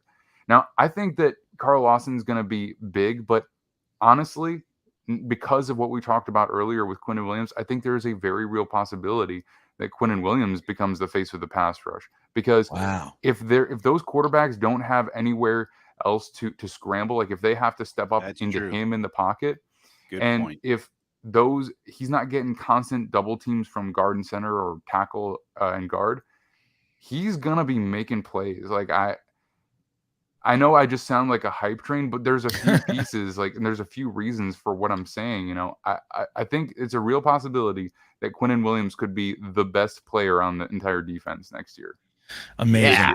Right? Winning season. Love it. That's great. This is exciting. It's exciting because it's not like we've been doing for the last however many years where we're trying to talk about guys like Brashad Perryman, and just really trying, hoping, if all these guys actually can become something, then we have a good team. Like this year, the guys that we're talking about are legitimately talented. Like these are upper tier prospect types of guys, the Breece Halls, the Garrett Wilsons, and then you have the Zacks and Elijah Moore and Michael Carter and all these guys. But it is exciting, man, if we can stay healthy. It is exciting. Ali, you remember last year, Ulbricht was interviewed, and when he was talking about Carl Lawson, and he said that most of the time the quarterbacks, Carl Lawson is so effective on the outside pass rush that he forces the quarterback to step up into the pocket. He said the problem with our guys is that there's not going to be a pocket. to step up into. Which guy was like, oh, I love this guy. It never really happened because we had just so many players go down. But what do you think, man? Like with what we're talking about here, you think Carl Lawson, Jermaine Johnson, are they going to be the one sacking the quarterback? Or do you see like what Max was saying, that they're causing him to come inside, and then you got the Quinnen Williams and JFMs in there to clean it up? What do you see? What I'm thinking is that, Robert Saleh finally has a defense that he can throw whatever he wants at any point of the game and against any opponent. I think that's what he was trying to build with this defense, and that's kind of what we were kind of hoping for last season, again, if we didn't have those injuries. But if you add Jermaine Johnson to the mix and then Hudson healthy back, you're pretty much looking at a team that is going to be scary for quarterbacks. It is. I think that's the correct word, because you don't know where the pressure is coming from every play. You don't know where is it coming through the middle? Is it coming Robert Saleh? This is a smart coaching staff. We've noted this a long time ago. And I told you guys when I was at the Senior Bowl, the Jets coaching staff was coaching there, and they were coaching up these college kids that they've pretty much never seen before, but they knew how to coach them correctly, and they were changing offensive linemen to different positions. They were doing so many random things and making it work. So the Jets coaching staff is not dumb. They're really smart, and they know what they're doing. So what I'm thinking is that Robert Saleh, every game is going to throw something different. They're going to find it and find the key where which guy goes off that game. And I think I could definitely see Jermaine Johnson step up because they like this guy. The way they tried to get him, the way they tried to trade up constantly after they picked Garrett Wilson. They did not stop thinking about him. And the way they had the interview with him, the way Jermaine Johnson is like, I am so happy that they did so much effort to get me. He has a chip on his shoulder as well for falling that low.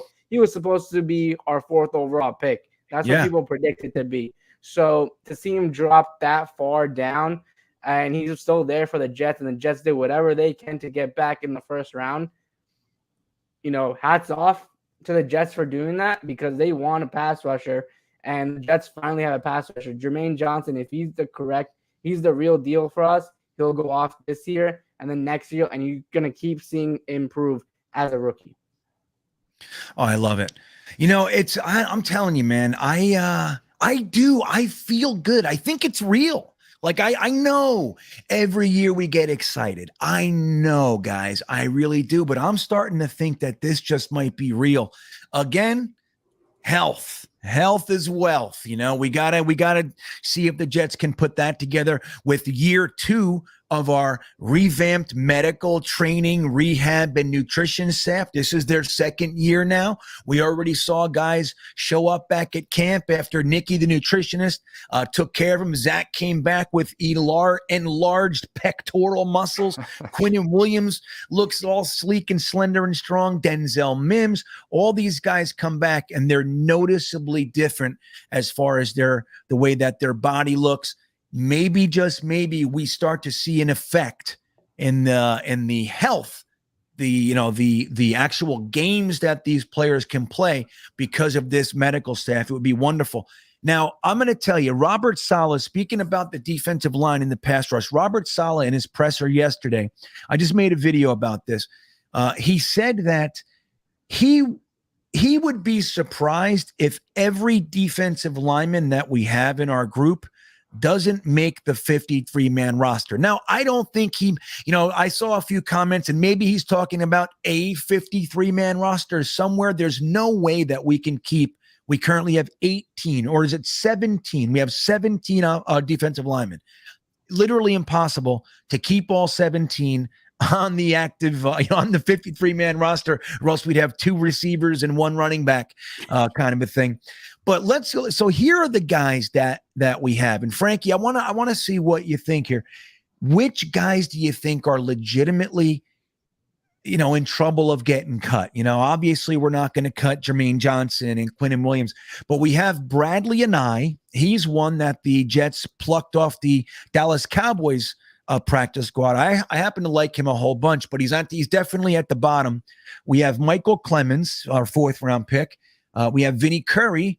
He's a super leader guy. They love him, but he's older. Then we have JFM Breece Huff. Breece Huff is an interesting one. Undrafted free agent himself, 2 years ago. And, look, they seemingly like him, but I don't know if his roster spot is secure. Jermaine Johnson, Carl Lawson. Then you have Jonathan Marshall, Frankie, the 6th round pick in 2021, I believe it was. So he hasn't really had an opportunity to show too much. Then you got Jacob Martin. They paid him. Sheldon Rankins. I don't think he has any guaranteed money this year. Then you have Hamilcar Rashid, another undrafted free agent guy. Nathan Shepard, Tanzel Smart, Solomon Thomas, Tim Ward, who they're really high on from the Kansas City Chiefs, Quinnen Williams, and Jabari Zuniga. So I'll throw this to all of you guys. But Frankie, who do you think has the least likely chance of sticking on our 53 from the group? Well, there's 3 that are probably gone for sure. I mean, Zuniga, Smart, and Rashid are probably out of here. I mean, we just have too many, and we probably can't fit them onto the practice squad. So guys like Ward and Anai, I would think they're going to try to fit onto the practice squad if nobody wants to claim them. We might lose them in a waiver claim, but, we just have too many. The guys who are interesting that are kind of on the bubble to me are Curry, Huff, and Shepard. Like, it's going to come down to those kind of guys. And it's like, we know they love those guys. I mean, I think Robert Saleh has adopted Nathan Shepard as a son. Yeah, so, he loves him. He loves this guy. And he had some okay games toward the end of the year, but for the most part, he was not good. So, but he loves him, and he calls him the king of strain and all of that. So, in practice, he's wonderful, I guess. But at some point, you have to say, okay, we have too many of these people. I don't think they're going to let Jonathan Marshall go. They could try to squeeze Marshall into the practice squad, but he's probably not going to get there. So it might come down to the fact that if somebody gets aggressive and wants Breece Huff in a trade, for a 3rd-round pick or something like that, we might have to make that trade just because we just have too many of these guys, and let's recoup a pick rather than just release them for nothing. So I think it's going to come down to guys like Nathan Shepard, Vinny Curry, and Breece Huff. I know everybody loves Breece Huff, but those are the guys who are on the bubble, and it's just going to depend. If we don't get if we get a nice trade offer for Breece Huff, but nobody wants Vinny Curry, but we like them about the same. Let's say our evaluation is they're about the same in our opinion, then we might go ahead and make a trade, to and just go with Curry, for example. Yeah, and well, that makes a lot of sense. It really does. And look, I think most of us like Breece Huff, but the truth is he hasn't done much. You know what I mean? Yeah. And nor should he have necessarily. It's not like undrafted free agent. You don't expect him to come in and just dominate. He's had some flashes, but he's definitely a guy that I could see, maybe they signed Jacob Martin, they drafted Michael Clemens. Like, who knows? Maybe he's on the bubble. I want to just point out real quick before I get Max's answer. Twisted said his date is there. So, hey, have a good night, Twisted. We hope sincerely that you enjoy yourself. Be nice. That's the trick. Be nice. Once you're nice, everything else falls into place. Be a good man. Represent us well. Watch GreenBean on your date. There you go. Yeah, women love that. Watch GreenBean on your date. There you go. Good, just say, hey, I want to show you something really cool. Come on in, sit down and watch this with me for another hour. Hey, we only got like a half an hour about, so might as well. Yeah, right. It's not a bad point, right? It's not that long, Twisted. So good luck, my friend. Good luck. Max, what do you think? Frankie had some good points, but I think a guy that I tend to think about in this regard, I think about Sheldon Rankins too. Now, I'm not saying I think he's gone, but I think he's in that mix of consideration. What do you think? The Breece Huffs, the Sheldon Rankins, the Nathan Shepards of the world. Who do you see maybe being, having a greater potential to be cut this year? Yeah, well, I mean, I tend to agree with pretty much everything Frankie said. So, for Gridiron Heroics, I put out a 53-man roster projection shortly before camp started, and I did not have the Jets keeping a Nathan Shepard. I don't think that's happening. I did not have them keeping Rashid or Anai I don't think that either of those guys are happening. I had them keeping Jonathan Marshall because of the potential there, and he's just so cheap as a 6th round rookie. Now, a big one that people kind of commented on was I had the Jets not keeping Breece Hall either, but I also believe that he is a notable trade candidate. I don't think he's probably going to be just cut at the end because he's going on somebody's roster. A situational pass rusher who has as good of a win rate as he's had just with so little experience. Like he's not going to be a practice squad guy. So the Jets would be wise to take literally anything they can get for him. Knowing Joe Douglas, it might be more than we think, but I third. think, yeah, if you're coming up to the end of training camp, if you're coming up to cuts, I think you should just pass him off to whoever will give you the best price, because if you release him and try to put him on your practice squad, it's not happening. And if it was any other situation where the Jets didn't have so much talent on the edge, he would be an obvious keep. And Vinny Curry, I love the guy. It's great to have him around. I just don't think it's going to happen, though. He's a lot older. They have so much talent. That veteran contract guarantees if he's on the roster for the first game, for the start of the regular season. And he's had those injury histories, so I'm not sure if they'll love that. You see some of those vets get cut leading up. Sheldon Rankins, though, to respond specifically to him, I think that it would be unwise for them to release him, and I don't think they will, because he's not super cheap, but he's also not that expensive. And if you do release him, and then JFM goes down or Quinnen goes down for a little while, like, what do you have on the interior? Suddenly that defensive line that we're so excited about is who? Jonathan Marshall starting a game, Sheldon or Nathan Shepard starting a game again. I understand that he wasn't necessarily what Jets fans maybe hoped for last year, but the reality is he's a veteran guy who can make splash plays. And I just don't think it would be worthwhile to just let him walk when you don't have that much depth on the interior. Yeah. Well, hey, it makes sense. And look, man, Jets fans, we have these conversations about, like, we bring one guy in and then we want to trade everybody, right? And look how quickly all of a sudden one bad game of health, and next thing you know, you're at the bottom of the roster again. You're signing guys off the street like we had to do with safeties last year. But interesting, Ali, when I said the name Breece Hall, I said he didn't light the world on. Ali had a face. I don't know, maybe I misread you. I think Ali was basically saying, you're dead wrong, GreenBean. I like Breece Hall. So what do you see about this question? And Breece Hall and everybody else, who do you see maybe not making it? And do you think Huff is a lock? So what he said about Rankins, it's very true. It was well said as well, because we're all excited, like he just said. And I know you didn't tell me to say the I word, but it's reality. You need to do this in reality, and you need to build a football team, because it's a long season. It's a long season, and it's an extra game as well now. And the Jets have had the history of that. So just having the smart move is to keep him, because if these stars go down, you guys have a solid option. He's a locker room stud, and he's just a guy he's not gonna hurt you in any way. He's gonna either help you when you need the help on the football field. If Quinnen goes down middle of the game and we're down by 7 and we need a stop, he's a trustworthy guy to go put in, because he can play. So that's the way you got to think as a coach, a coaching staff. And I think that's how they're going to approach it. And I think he does stay on the roster.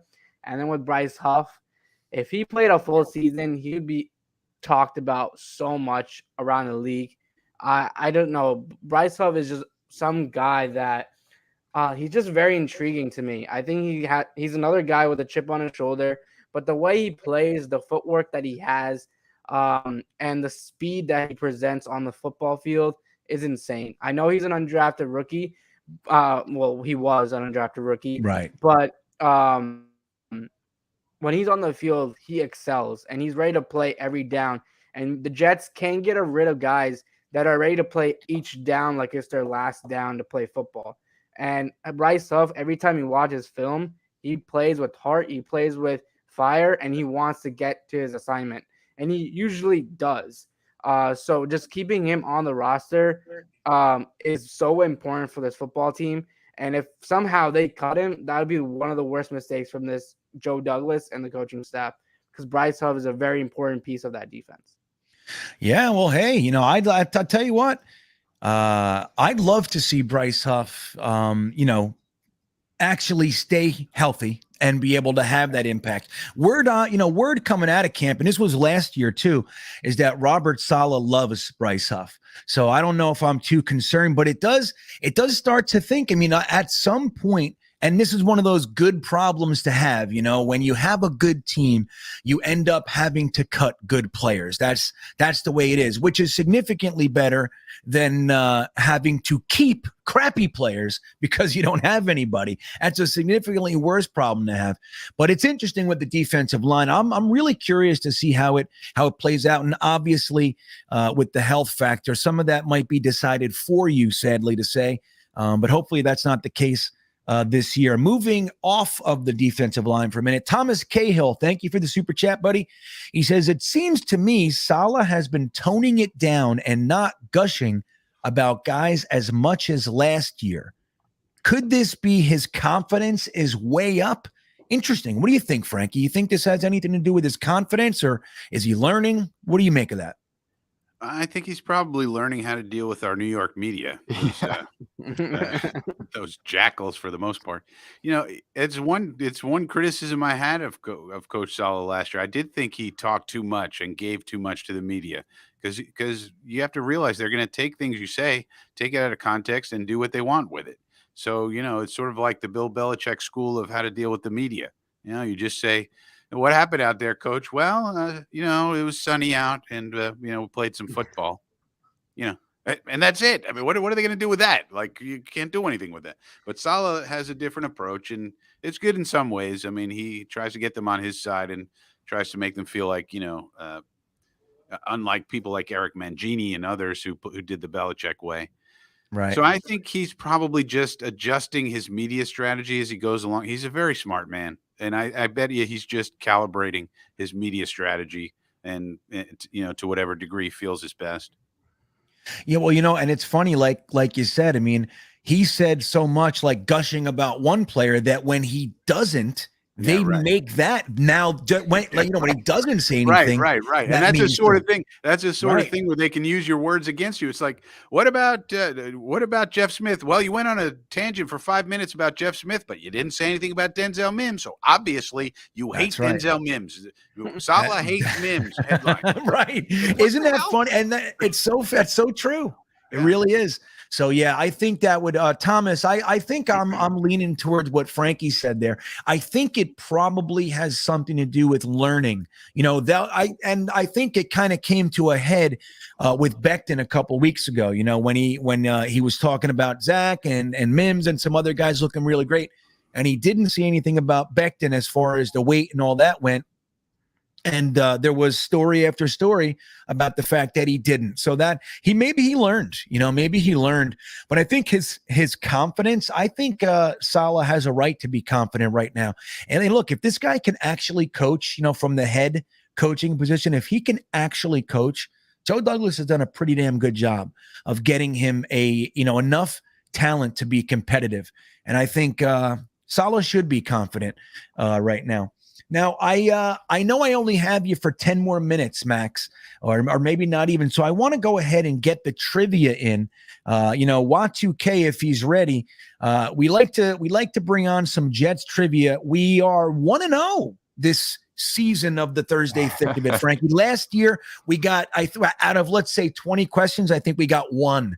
And this is including the chat. So I want to include you and Ali and see if we can get you guys to answer the question. So let's say hello to the president of the Virginia Jets fan club, the CEO of New York Sports, Wicker Media. Let's say hello to our friend Wat2K. Look at all our little heads. What's up, Wat2K? How you doing? Yeah, everybody, if you got binoculars on there, that's probably the only way you'll recognize me right now. Yeah. Wait a minute. Did we ever determine how Y2K became president of the Virginia Jets fan club? Was there an election? Were you elected, or did you just like name yourself president? Like, Well, there was a few dead people did vote for me. That did actually take place. I knew it. I knew there were some shenanigans going on with that Y2K. I knew it. Actually, the president at the time moved to North Carolina, and I was the youngest officer in the group by about 20 years. So they figured I'm the least likely to die anytime soon. I think that's why they appointed me. What a ringing endorsement. Yeah, you know what? It's one of those things, Frankie. I think it's like when they look around the room, it's more about nobody wants it, right? Is that kind of how it went? That's one of those types. Everybody's like, they just asked. No, they just asked me if I would do it. I said, yeah, absolutely, I'll do it. My rookie year, I was the Fireman Ed Award winner because I was leading all the Jets touchdown chants, and then I started keeping track of the money and the accounting and all of that. Next year I became president. So, yeah, well, cool. If I can say anything, however he got to the position, I've been to the Virginia Jets fan club. What an amazing scene Y2K has going there. And I'm sure it's not just him, of course, but what the crew that he has there. He's running a tight ship, fantastic giveaways, great people. I mean, if you guys are anywhere in the Virginia area and you're looking for a place to watch the game with some seriously fun people, and the wings are good, right? Y2K, and the wings are good. The Virginia Jets fan club at AJ Gators in Norfolk, Virginia.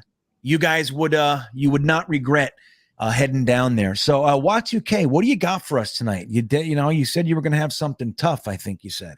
Well, I didn't necessarily say it was tough, but I try to keep the trivia a little bit topical, and that's what we're going to do tonight. So the sports world just lost one of the greatest broadcasters, if not the greatest broadcaster of all time, in Mr. Vin Scully. Broadcasted the Dodgers for, I think, from 1950 to 2016, I believe it was. But he not only broadcasted baseball, he happened to broadcast a little football in his time. Maybe the most notable game was the catch game, the 49ers-Cowboys game where Joe Montana threw the pass to Dwight Clark in the back of the end zone. Right. But he also broadcasted a very important game in Jets history, and that's going to be the subject of our trivia. So it was December 20th, 1981. Vin Scully called that game. The Jets defeated the Green Bay Packers in Shea Stadium 28-3 to clinch their first playoff spot in 12 years. So they won that game 28-3. My question is, I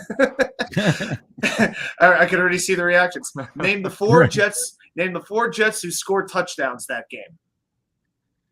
Ooh, oh, okay. It's going to be a little bit of guesswork, but what? So 81, 82. Yep. So, well, Max, wait, hold on one second. People in the chat, we want to hear your answers. But remember, Google is not allowed. We're doing the honor system. Anybody can Google it. Okay. Let's see if we can actually dig into our own memory banks and see if we can come up with the answer. I'm already going to tell you, I don't know, but I think Max is digging. I see him working on something. Maybe he's got it. So we're going to let you guys guess in the chat as well. But Max, do you have a couple swings? Well, look, first question is, if we get one right, are you going to say yes, or do we have to give you all four at the end? No, I'll let you know. Sluggo asked me to say the question again. So December 20th, 1981, Vince Scully called that game where the Jets clinched their first playoff spot in 12 years. 4 different Jets scored touchdowns. I will give you one hint. This is not a trick question. There were no defensive touchdowns or anything like that. So I will help you a little bit. Who were the 4 Jets who scored touchdowns that game? Wait a minute. Ali was not even alive in this year. I was not alive in that year either. I was 5 months old. Can I say one of them that I'm possibly think it is? Oh, Ali, yeah, you're up, buddy. Take a swing. All right. Wesley Walker was one of them. Wesley Walker is correct. You have one. There you go. I'm gonna take Walker's one always guess. correct. I'm gonna take always. Just say Wesley Walker. You're gonna be right. I'm gonna say Freeman. Freeman was not drafted yet. He was still in college at the time. Ooh. All right. All right. Any other guesses? Let me check the chat. Johnny Johnson. He was in the 90s. Jeremy has some good suggestions like Mickey Schuler. How about Mickey Schuler via Jets Chaos? Mickey Let's Schuler see. is incorrect. Oh, sorry, Jets Chaos. You know the reason I knew Wesley? Sorry I for was putting trying you to give him out credit. there, Jets That's great. The reason I know Wesley that one because I did a signing, like we did a signing with Wesley, and the guy who I did like the stuff with, the guy that I work with, he was telling me stories about Wesley, and he told me about this game. So I knew Wesley scored this game. That's the only guy I know. But Interesting. That's a fantastic way to come around this answer. So, and you got it right. So let's see. Thomas Cahill says Jerome Barkham. Jerome Barkham is incorrect. And I got another get. A lot of people are saying Al Toon. Al Toon, I don't think was drafted until I think 84. 87. 87. But he was Oh, drafted yeah, the something same year like as that. Jerry 86. Rice. So Al Toon was not on the team yet. How Chat's about the chat has got 2 more correct answers, I will say. okay? And one is going to be Bruce Harper. Bruce Harper is correct. Yes. So with the Fireman Ed reference, that's There you go. That's a name most Jets fans do know. So Bryce, Right. Bruce Harper. I almost said Bryce Harper. That's definitely not right. Yeah, it's like Breece Hall, Bryce Hall. You know. That's it. And so Johnny Lamb Jones is not one. Johnny Lamb Jones is correct. Wow. Yes. That was the one day he played well. He did. He had like 3 catches, about 68 yards, and scored a touchdown. He had a good But game. if you got 4 different guys, like you got to start finding everybody. So look, if it's got to be one of the running backs, I would imagine. So who was still playing running back then? I don't know. Oh, man, It's tough. It's tough because, like this was my era, but I don't remember it. Like we already said some guys, like, I don't know. I don't remember the deep roster. You know what I mean? This is tough without looking. Let me say this. What about Richard Todd? Richard Todd is a good guess, but it's incorrect. The chat figured it out. The chat figured it out. They got the tough one. Johnny Hector? Nope. Not Johnny Hector, not Scott Durking. Nope. Kurt I can't see Sohn? the chat, so I'm just waiting for you guys to say it. All right. B-Trev says Kurt Sohn. What about Kurt Sohn? Kurt Sohn is incorrect. John Riggins, I think, was already in Washington by this point. Yeah, John Riggins was not on the team. Somebody mentioned John Riggins. And it's not Corbett. Yeah. No way, Corvette's away. Yeah. Denzel Mims, Drippy Douglas. What do you think? I think Corbett might have been a ball boy back then. I don't know. Yeah, or in a ball somewhere. Somebody said Johnny Johnson. Was he on that team? He's the 90s, early 90s. Yeah, he was John. 90s. Johnny Johnson was the Marvin Jones 1994 trade to the Cardinals. That's how we got Johnny Johnson. He had the worst name. That's terrible. He I was know a who does that. good player, but you can't go by Johnny Johnson. Nobody's going to remember you. You think his middle name? You think his middle name is like Jonathan? You think he's like Johnny? Johnny Jonathan? Jonathan Johnson. It's like Fletch F. Fletch. Yeah. So I don't see Richard Castor. I'm seeing. I don't even know who that is. Richard Castor. Rich Castor, I think, That's was an a tight old-timer. end. He was Yeah, a that's tight an old end, yeah. tight end. Yeah. Okay. There you go. Incorrect. Well, I'm gonna say. So you say that somebody in the chat. I can't see it. Tigo mentioned him, and I think one other Tigo. person. Tigo mentioned the name. Yeah, he knew that this guy scored the first touchdown. He was drafted in 77. This was his last regular season game as a Jet. Then he got traded to the Bears, and Mike Ditka did not see anything in him, and he cut him, and basically he went to the USFL for the rest of his career. It was running back or / fullback Kevin Long. I knew it was a running back. I knew it had to be a running back. Yeah, you did. It was a Could not running back. remember. You were sniffing around, Max. You were in the neighborhood. Man, So I wouldn't have got Ali it though. got one. Max got one. I did not get one. And The chat got 2 pretty much. and the chat. So what do you say, Y2K? Did we get it? You know, Did we I feel win? like I gotta go to the show. I gotta have the show, and I gotta have the chat. You know, it's 2 different, because when the chat is 200 people, it's a little harder to stump 200 people than it is 3 or 4. Hey, dude, you did it. You So- 15 weeks in a row. You stumped all 2. Dude, there were days we had 400 in here and we didn't get it. with your damn trivia. Max Alley, that's why I got to make these challenging because we got such a good group here. So Absolutely. No, it's good. It's good, man. I love Y2K's trivia. He does a good job, man. He finds some very, very interesting questions. So I'm gonna say we got it because it's us and the chat. So we are 2-0. Yeah, Right on. Frankie. It was a good one. You know why it was such a good one? Is because it's really tough, but it's also in a time in another brief history and moment in history where the Jets actually had some consistent players for a length of time. So like you're not just guessing a guy who was on the team for, 6 games coming off the practice squad. Like those guys were all there for a little while. So that's a good one. Right. That's such a good point. It's not like the one guy who came, he was practice squad, got elevated one game, scored a touchdown and left. It's not one of those. So that's a great point. It's So also all right. good because Y2K likes to go way back in history and ask us questions about the Staten Island Stapletons and things of that nature. So good job, Y2K. Hey, I enjoyed my time at the Staten Island Stapleton Fan Convention a couple weeks ago. Hey, now. Yeah. Hey, what did you say? The Newark team? What, like the Newark Tornadoes or something like that? Right, Frankie or Y2K? Wasn't it one of you guys? There guys? was a Newark team. There was a Brooklyn team. At one time, there was a New York, New England combined team. Believe it or not. That must have been fun. How did that NFL work history is really interesting. Yeah, well, then you got the Providence Steamrollers and the Canton Bulldogs. What is the Pottsville Maroons? That's one of the all-time best. Yeah. Okay, well, listen, we got to get Max out of here. Max, I want to thank you, everybody. This is Max Dean from Gridiron Heroics. Why don't you give me some specifics? Let everybody know where they can find you. Absolutely. So, guys, I am the Jets writer or the main Jets writer for gridironheroics.com. So if you follow me on Twitter, I always post anytime I do an article regarding the Jets that will be ramping up. I'm also the host of the Gridiron Heroics Football Show, which is our brand new flagship podcast we just started. That comes out 3 days a week. And if you want, you can listen to our episode tomorrow morning because we're doing an AFC East preview, and GreenBean himself is our guest for the Jets segment. So I encourage you to go check that out. And, anything other than that, I love the NFL at large. So anytime you want to talk ball, you can find me on Twitter. And, of course, I do love salary cap stuff as well. So if you ever have a question about a contract or a player, you're like, I don't fully understand this or I want to know why this is, reach out and I'll be happy to answer, guys. Thank you so much for having me, GreenBean. I truly, truly appreciate it. I'm glad we met on Lawrence's show, and I've had a great time tonight. Yeah, well, and I thank you. Everybody loved you, man. And again, Max is a resource, man. He's smart, like a lot of us aren't. So we can talk to Max, and you can pretend to your friends that you're smart. You see? Well, Max Dean, everybody, thanks again. I look forward to the next time we get some time, buddy. I appreciate it. Have a good night. Thank you so much, guys. Nice to meet Thanks, you all. Max. Good to meet you. Good job. There he goes, Max Dean. Yeah, what a good find. I think what a cool guy. I liked him right away, Frankie. I really did.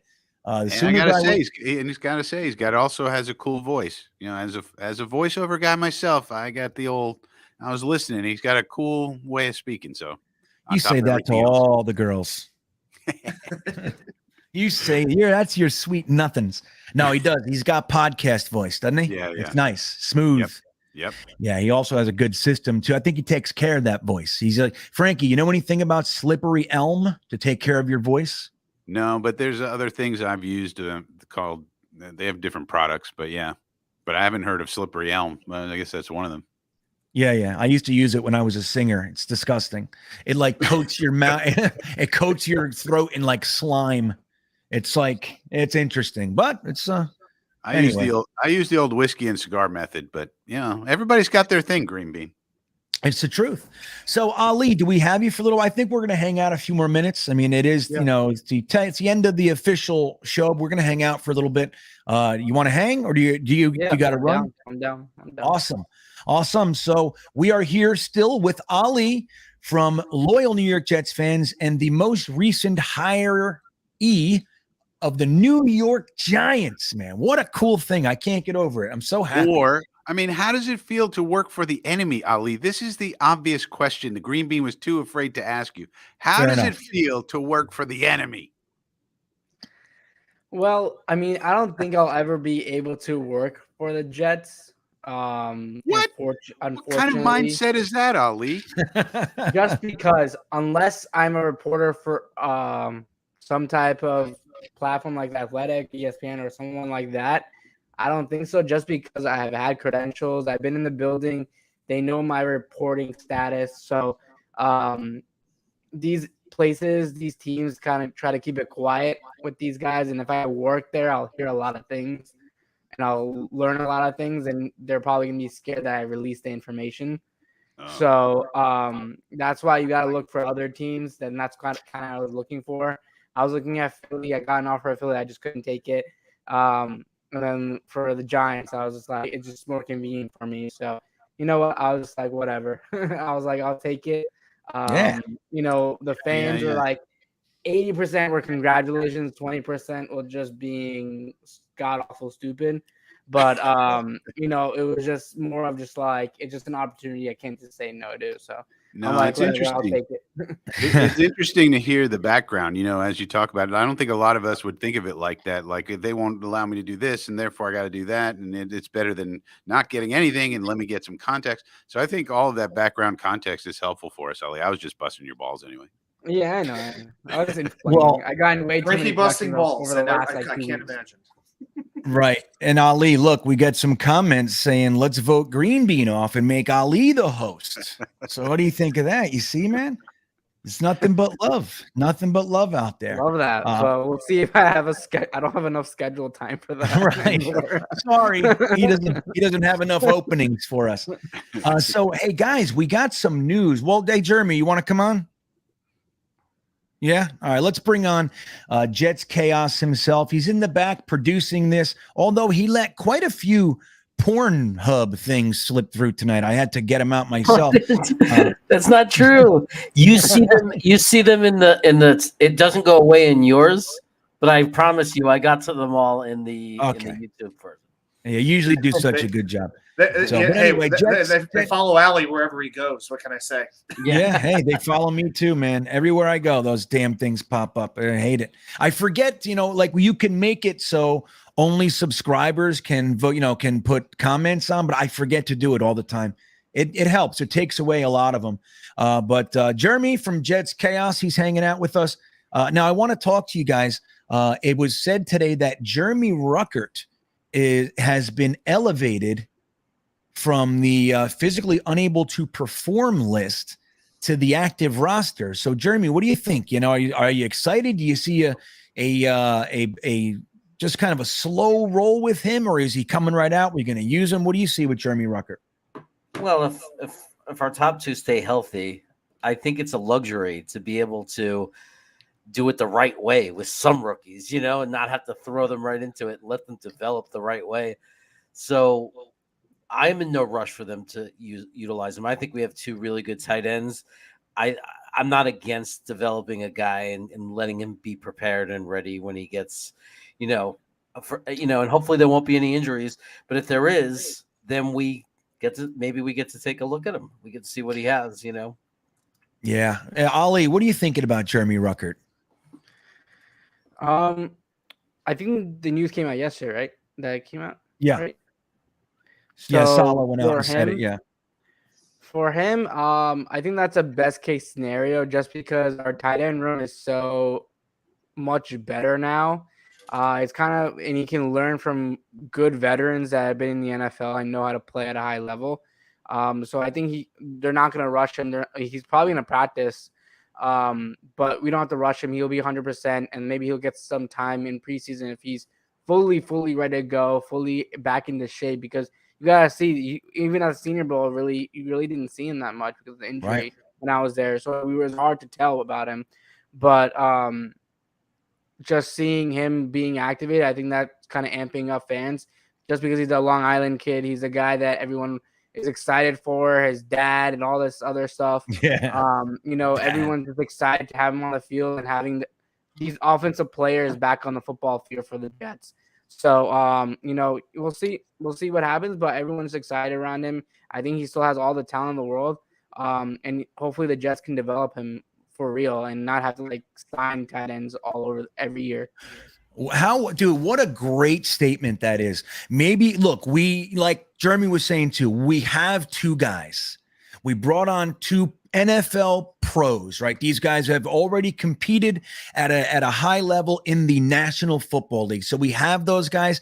And then we still even have, Kenny Yeboah and Trevon Wesco if these guys make it on the roster.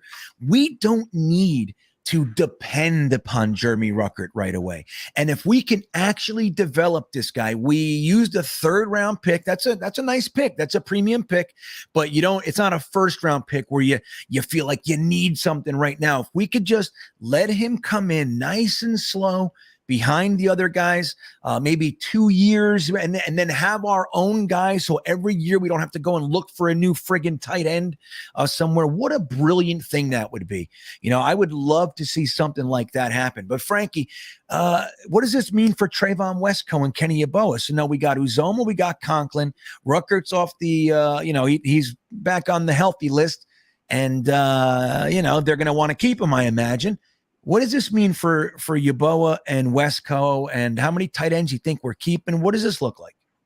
Well, I have us keeping 3. It's hard to know. I mean, we have to figure out what's going on with that defensive line because there's so many defensive linemen we have. How many are we keeping, and how much influence is Saleh going to have on Joe Douglas? He's going to be making the case, I need 12, I need 13.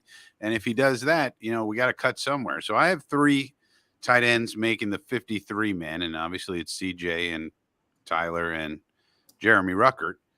I would think that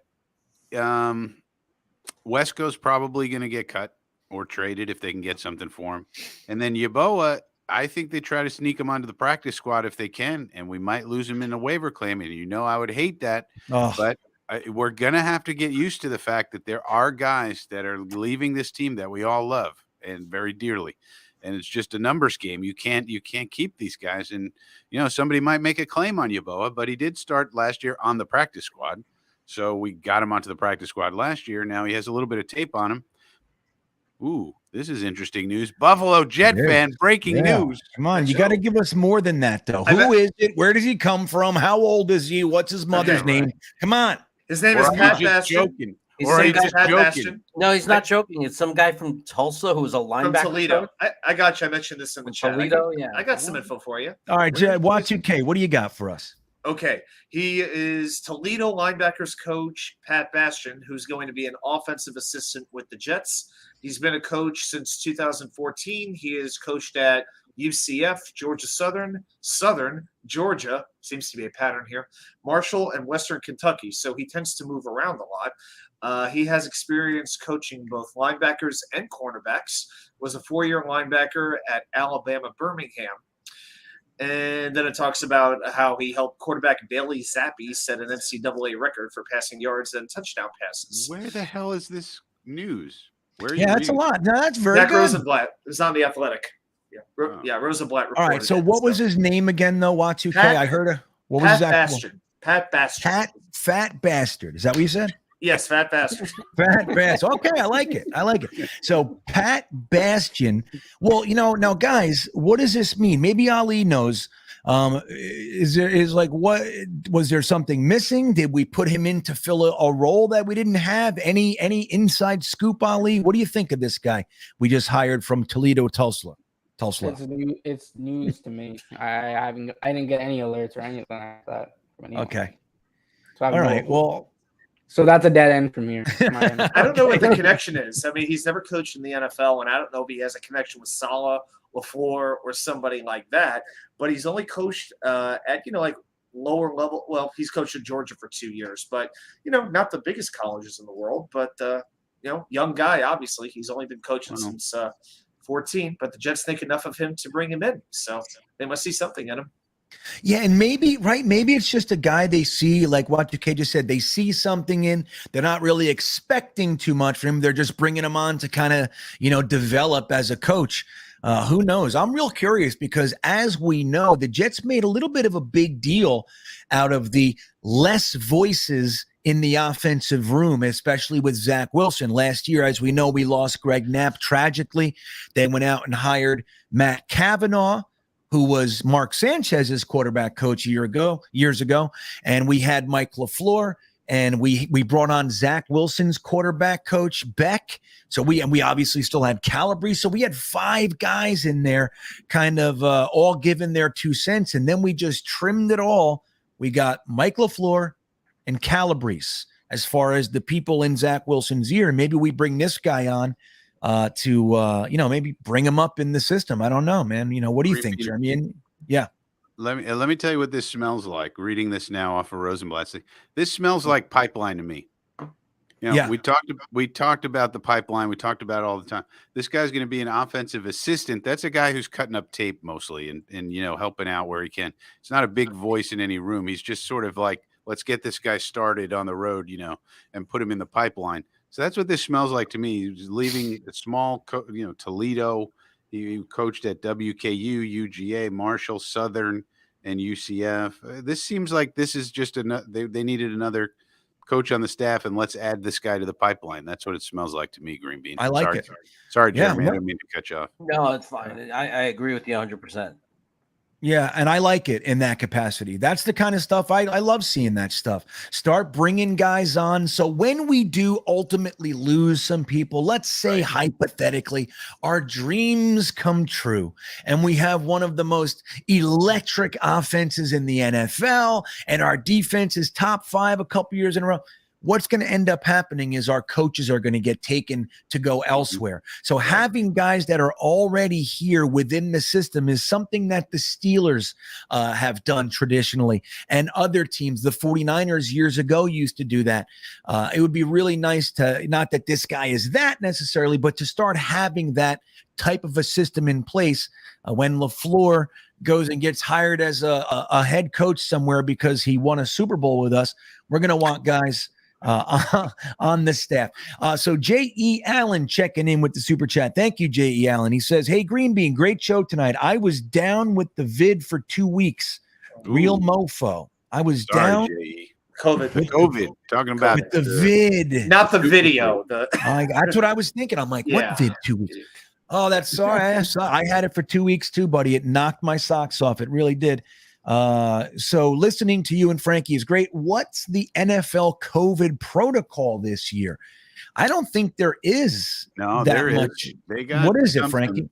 Because a couple of guys caught it. Kyler Murray caught it, and Pete Carroll. So they must be testing. I think they're probably testing symptomatically. So if you come in with symptoms, they probably give you a test, is what I'm guessing. I haven't seen it written out, but it seems that way. There's not a huge outbreak, so they're probably keeping it to symptomatic testing, if I had to guess.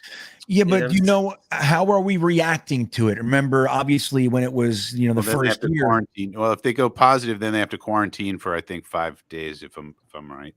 That's not too bad. Yeah, but as of June 3rd, the NFL is not requiring surveillance testing of players and coaches, regardless of vaccination stats.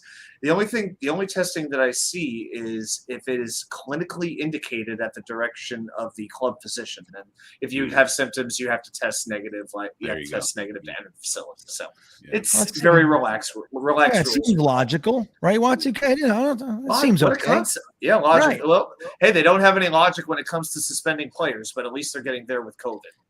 You know what? How many shady Brady things do we have to endure before this guy leaves our sport? Every single scenario where teams lost draft picks, shady Tom Brady is right in the middle. That's a good point, Frankie. He's the man in the arena for a reason. That's right. It is a funny thing. Like you look at all the cheating that has gone on, right? The deflated footballs, the Spygate, all this stuff, and we just, it's okay. We just keep saying they're the greatest franchise of all time. But why is it that Bill Belichick is still allowed to coach in this league? And like you said, Tom Brady, who's always kind of connected to this kind of shady stuff. Why is nobody ever says anything? Nobody tacks a little asterisk next to him. Why is that? Maybe Ali could help us with this. Where are the investigative journalists, Ali? Where are all these dogged, gumshoe, detective-like investigative journalists looking into this fella? Maybe they want to figure out what's going on with him and his stupid body guy who's been twice sanctioned by the FTC and had businesses closed down. Why aren't people looking into this? It seems like it could be a big story that you could win a Pulitzer Prize with, Ali. Not The you. way I see this, there's stories that some journalists are risking and are not going to risk taking because they can lose their job if they're wrong. The same thing with Antonio Brown and a couple other guys. A lot of guys do not talk about it. And to get a story, you need someone to talk. And a lot of the guys that you are sourcing don't want to talk. So that's the problem with a lot of different things. Even you're not accusing of anyone because you don't have proof of anything. But if you even have a thought about it, you can't say it because you don't have facts under it. But it's hard as a reporter. You need to be fully confirmed that someone has talked. You confirmed it, and it's a trustworthy source. If it's wrong, you could lose your job easily, and no one will sign you because that news will spread. There's a guy that was on the Jets beat reporter. He did something, he's gone. So that's stuff that's happened before. So again, it's just a lot of reporters just don't take it because they have a risk of losing their job. No, That's Frankie. I'm going to say something. That was a good answer, buddy. Yeah, great answer. Good. I'm glad Ali's here to set me straight. Right. Otherwise, I just fly off the handle. Exactly. Just keep what the fuck? And that was pretty good. That was very satiating, if I may. That was pretty good. And that makes sense too. I mean, you look at what the hell's the coach's name from Miami? The guy. Why I'm spacing out on him? The guy who Flores, right? I mean, what he did, and remember, even like he brought in guys like Jim Caldwell. He was kind of saying it happened over here, it happened over there. Even the other people in some instances were like, you know what I mean? I never saw that. You know what I mean? So I think Ali's onto it, man. I mean, this is probably pretty scary for these people because we have seen careers just end. It's like you get blacklisted and it's just, that's it. Nobody wants to overturn the apple cart.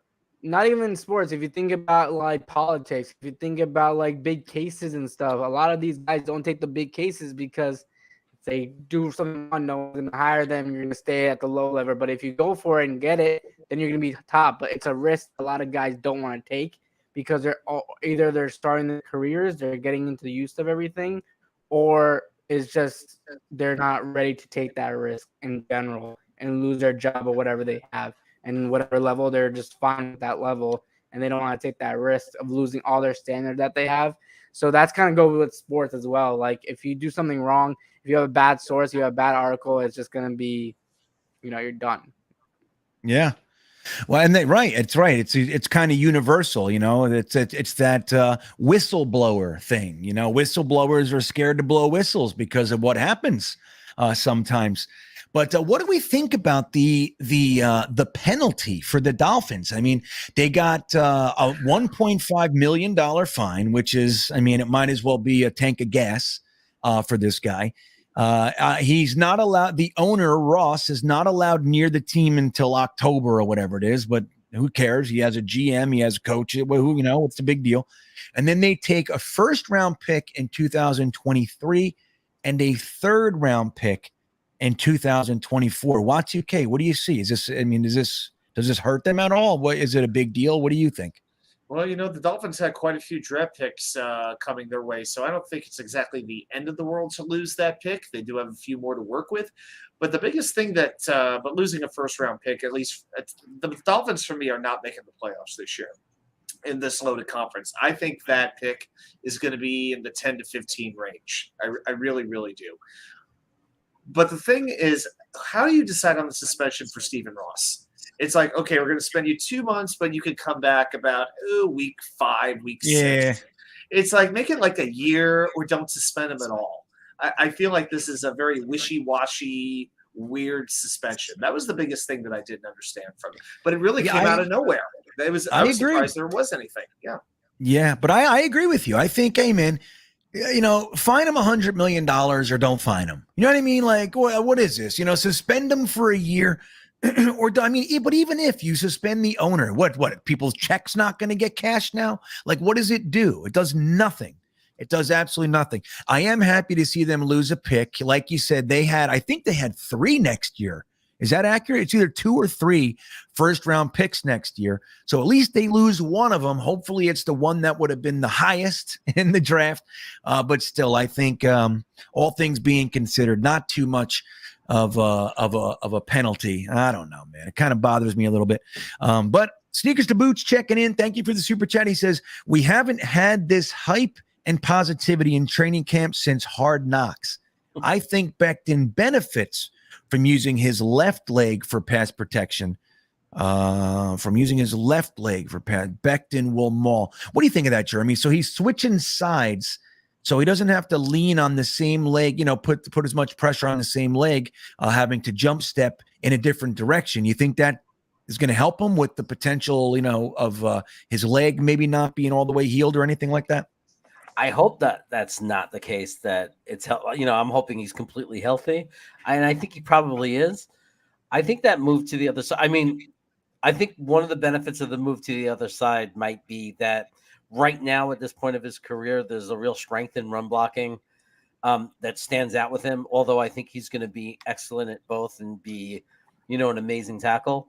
And I think we're going to see that, next step this year. We kind of got robbed of it last year. And I do think the move to the right side, in my opinion, and maybe I'm wrong, but I think it's more about Fant. I think Fant might be the one that's just not versatile and is just a better left tackle, and it's better for the team. Yeah. If Becton's on the right side, because Fant isn't as effective on the right side. I think that's a fair point, man. I really do. We've seen Fant on the right side and the left side. There was a significant difference. Now, we don't know what Becton's going to be on the right side, but we already do know.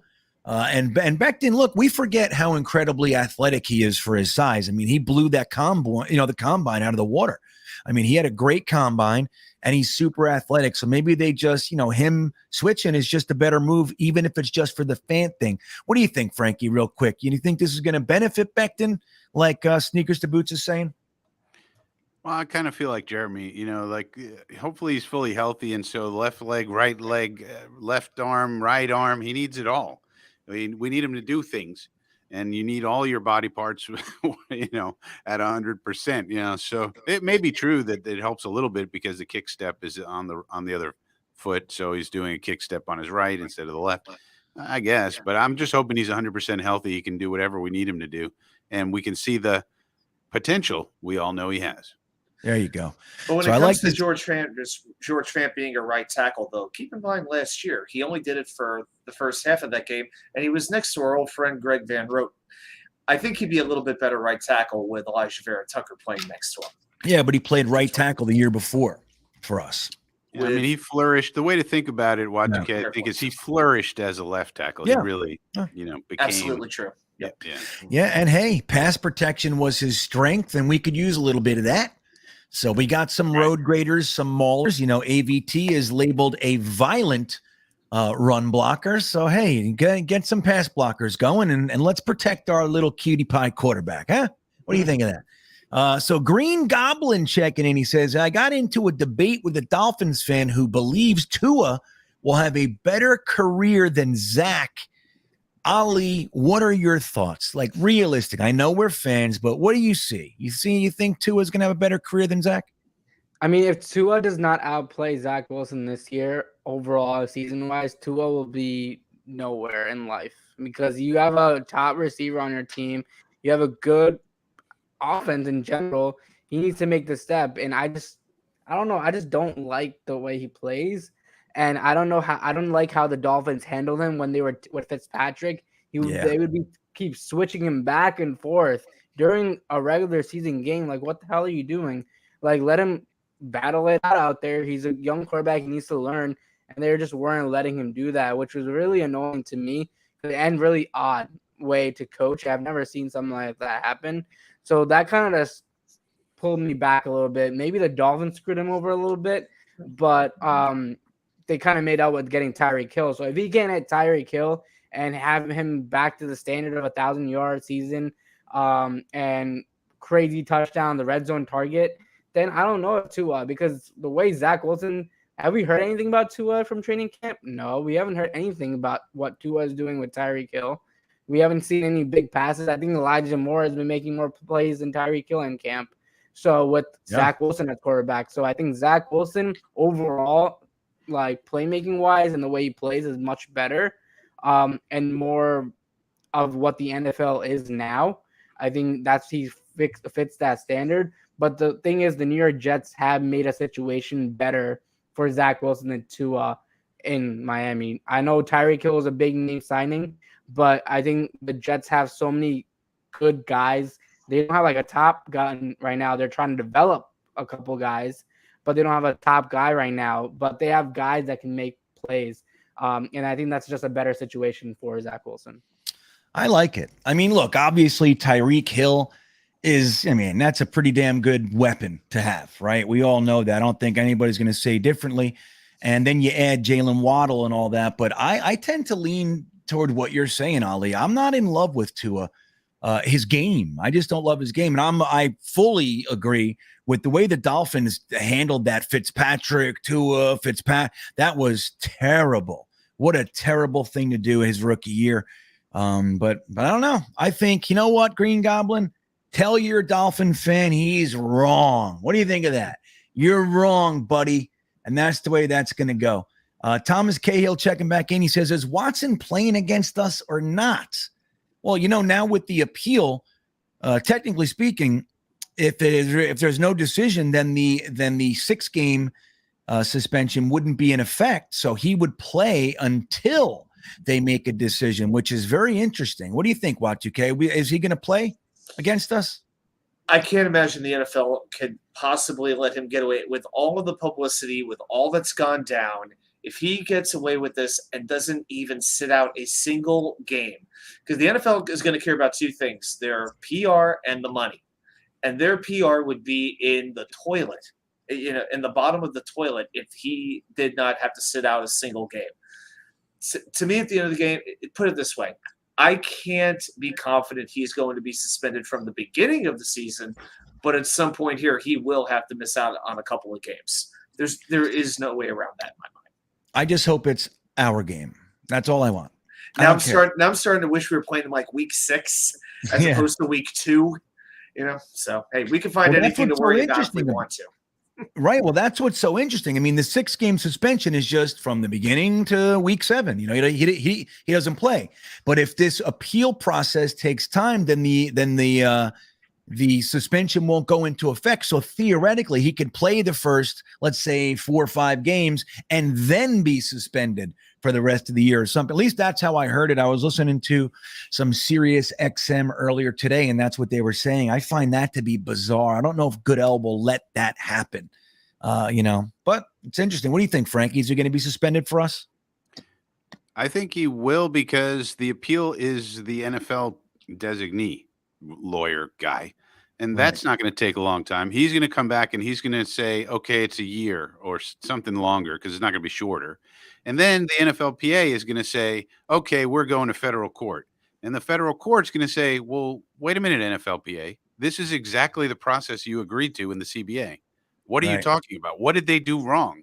Prove to me what the NFL did wrong here. They had a long, protracted process with Sue L. Robinson, the judge, and she looked at all the evidence and all the things, thousands and mountains of documents, and then she came out with a ruling, and then Goodell did what he did, which is also documented in the CBA as what he could do, and he had this respected lawyer look at it, and then he imposed new sanctions.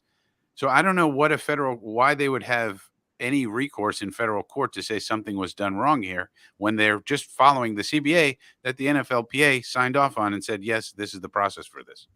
Yeah, it's interesting, man. I don't know what to think about the process. You know what I mean? It's a little bit muddy, especially because the NFL, like, why go through the whole arbitrator process and then go, you know what? No. I don't know. I mean, maybe I'm naive, maybe I'm ignorant to certain facts, and I'll be happy to admit that, because they could have ended this by just accepting it. They could have just said, "Okay, good, 6 games, see you later." But they don't want him playing; they want him out longer. So I really doubt that these really smart lawyers that they have would have told them, "Well, if you pursue this, he might play the first few weeks," because that would be terrible for everyone. Like that's not what anybody really wants. I mean, even Deshaun would just rather sit 6 games and be done with it. So it's curious that they would pursue something with all their lawyers and how it works and have an outcome where he plays some in the beginning of the season. That's just weird. Yeah. It is, and I don't understand it. I just hope, like, whatever it is, right, wrong, all around. I want to take a shot at the Browns without Deshaun Watson. It'd be better for me. I'd rather beat the Browns with Deshaun Watson. I don't care. Just I have win. no care. Give me your best, and we Who beat are them we to anyway. beg on how we get a win? I know what Who I are mean. we? Y2K, what is this madness? I want to beat the best. I want to beat the I don't care team. anymore. That's it. If we think about this, hypothetically, we come out and we surprise the Ravens. Week 1, upsets happen all the time. We're really excited. We have a good team. The home crowd is pumped up, and we sneak out of there with the victory. And then you play the Cleveland Browns with Jacoby Brissett instead of Deshaun Watson. That absolutely lowers their potential to hurt you, right? Without question. I mean, Jacoby Brissett is not Deshaun Watson. So then if we are able to take advantage of that and start this season 2-0, oh my goodness. I don't care if the whole team, it was fourth stringers. If we still started 2-0, I'd be psyched, Frankie. I don't know what you're doing over there. Then we got the Bengals on a Super Bowl hangover. That's right. 3-0, Frankie. And then the Steelers with Mitch Trubisky, Mr. 0 for 16 from the 2-yard line. He can't even figure out how to throw a pass. Yeah. Now I see Iowa's saying I'm wrong, that I misunderstood, but I'm just telling you, on Sirius XM, I listened to about a 45-minute show, and they said that if the appeal process continues, that he would be able to play until there's a final decision, because yes, the NFL Players Association agreed to the 6 games, but the NFL is appealing it, so that would keep it alive or something. Either way, I hope you guys are right. But it's interesting. I think the backlash on the length of the suspension is what kind of forced the NFL into appealing it, because most people were not most, but a lot of people were very unhappy in comparing it to other suspensions, namely Calvin Ridley for a year for gambling, and then this sexual assault. I mean, the judge said there was sexual assault. So I don't know. It's a weird one. And let's see how this one goes. He's going to play against the Jets and then get suspended. Yeah. That right, Ali. You see what I'm getting at? This is my feeling. It's like this whole Jets thing, this black cloud. I'm having difficulty blowing out the black cloud from all the bad luck we've had over the years. But yeah, it's going to be interesting. And then we have 4 pick sixes anyway, and take it to the house. Hey, we're gonna have enough because he's all confused. He's not into it. He's all. That's upset. Right. He's all right. He's rusty. He's confused. Yeah. Right. Yeah, man. So who knows? Maybe Sauce Gardner starts the year with 4 pick sixes. So, all right. So I see it. We'll end the show in just a minute. I want to there are some there's some comments in the chat talking about that the Ravens had 3 big injuries today. Is that accurate? Linderbaum, Hamilton, and one of the linebackers. The linebacker's out for the year. It was, I think, a relatively minor veteran linebacker, but out for the year. The other 2 I didn't hear about, so I did see it in the chat, but I didn't see it. Offensive line Vince Beagle tore his Achilles. We got that one. Ben Mason. Oh, our old buddy Ben Mason had to leave early. We remember Ben Mason, right, from last year's draft. Let's see. Mason and Linderbaum were able to get off the field on their own power. Yeah, this Beagle guy, he's out. Looks like he's out for the season. That's the veteran linebacker. He had to be carted off. Couldn't put any weight on his right leg. Linderbaum grabbed at his lower leg during a running drill, walked inside slowly, and that's all we have at this point. So Linderbaum is to be determined, but it's a lower leg. Well, that's not the way you want to see people's careers start. And look, man, the Ravens, they had a tough go with that stuff last year, man. So who knows how it'll go. But all right, guys. Well, I think that's going to just about wrap it up, even though there's more people coming in now. But, I got all kinds of stuff to do tomorrow. Ali, why don't you let everybody know what you got cooking, my friend? Anywhere that they can see you? You got something coming up? Yeah, I'm working on maybe possibly starting a podcast. My new updated website is going to be going up very soon with articles every day, interviews and stuff like that. Obviously, I'll have the coverage for the Jets this season but it's going to be a little bit delayed with the Giants stuff, but there's still going to be updates for the New York Jets on my page, like everyone knows. And, man, it's always fun coming on the show. When you hit me up, 4 days ago, I was like, hell yeah, let's do it. Because I don't know, there's this thing. So I was talking to Ryan actually the other day because we're going to be at the green and white scrimmage on Saturday. So we were talking about it, and then we were talking about you. You came up, and I was just like, GreenBean is literally like my dad. Like, he's literally like my dad. The way he texted me, the way he said everything. Obviously, some people know that my dad did pass away 4 years ago. So the way you texted me, it's kind of like how my dad would respond now and say stuff like that. So that is very, like, that's something that I have a connection with GreenBean with. And I still haven't met him. I literally have never met him in person. But it's awesome. I love those type of messages, and I love being on the show. Hopefully very soon I'll be on the show again.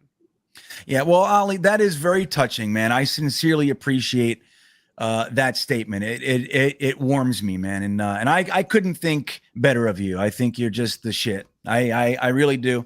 And I love having you on, man. So thank you for on kind of short notice, pulling it together and being able to spend some time with us. Before I go around the rest of the table, I haven't said it all show, and I can't believe I haven't. Two things. One is the Wayward Jets Fan Fund. We're trying to get Jets fans who have never been to a home game from other parts of the country into town to see their first ever Jets home game this season. We already got Iowa Jets fan there, and we are very close to having one or even two more be able to. We're paying for their travel and their ticket. So we're getting closer, man. We really appreciate the donations. If you haven't donated yet, it is greatly appreciated. $5 or whatever you can, you can afford. It's appreciated, and it's going right to the other Jets fans, and we're going to get them there, man. If everybody donated $5, we could get the whole list into the stadium with us. Right now, we're shooting for opening day, but we do have some ticket donations. Vino, who's in the chat right now, donated 2 tickets for Game 3, which is, I believe, our second home game against the Cincinnati Bengals. So I sincerely appreciate that, Vino, and other people as well donating things like their apartment, parking passes, all kinds of stuff, man. You guys are the best. If you'd like to help us out, please do. The link is in the description. And another thing, guys, if you want to take a shot at who is going to be our starting free safety, LaMarcus Joyner, the old wily vet, or the young buck, Jason Pinnock. The link is in the description for my Versus game. You can click on there. You can do it for free. You can throw $1 down, $5, $10, $100, whatever you want, and you can win yourself some cash, or at bare minimum, see if the stuff that you think is so correct is actually real. See if you're actually right out there. You can do that with the link in the description as well. So, Jeremy, what else you got going on, my friend? What's cooking? Just the normal Jets chaos stuff. Wednesday night, Wacky Wednesday. Continuing to get great guests. And Tom C every once in a while is with me on Sunday nights, and we've been doing some stuff, and it's been a lot of fun. So Sunday nights and Wednesday nights, and then when the season starts, we're going to be busy, right, GreenBean? Yeah, that's what I hear. We're going to be doing the live game streams for Jetnation, which will this year, a little interesting wrinkle. We're going to broadcast them from both channels this year, Jetnation and GreenBean Jets fan. As you guys know, I have a long history with Jetnation. I just love them, those guys over there. So we're going to continue to do their live game stream watch parties. Jeremy will be helping us out, and we'll have some fun guests and all that stuff. But it's a good time, man. If you're home watching the game, come hang out with us. Watch UK. What do you got? Hey, check me out with Jeremy Wednesday nights, 10 p.m. for that Wacky Wednesday. I was mentioning last night, I'm going to be doing a weekly series once the series starts on Mondays. I'm going to be highlighting after every game 3 plays that kind of flew under the radar that affected the outcome of the game. So we're going to look a little bit deeper for that game analysis. That's what I'm going to be doing. But I did a video today kind of ranting on Mike Tannenbaum and his analysis of Zach Wilson. Our old GM, Mr. T, Mr. Process himself, said a few things that kind of got under my skin a little bit, and I took him to task on those things. So that's my latest video. I'll have to do a video pretty soon on the Mets-Braves series because that's pretty huge. So check it out, NY Sports, Wicker Media. Thank you. Wat2K taking on Trader Mike over at New York Sports Wicker Media. Frankie from Flatbush, what do you want to tell us? Screw Mike Tannenbaum. Screw this guy. What is a guy with an accounting degree and another law degree from Tulane? He's an accountant and a lawyer. What does he know about talent? He knows how to add up. He knows how to add up the salary cap stuff. That's what he knows. Anyway. Yeah, Frankie from Flatbush Channel.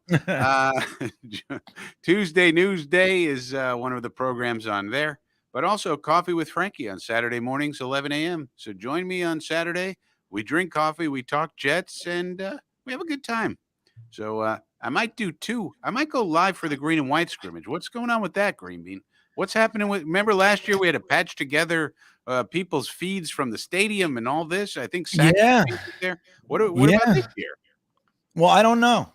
When is it, Ali? When's the green and white scrimmage?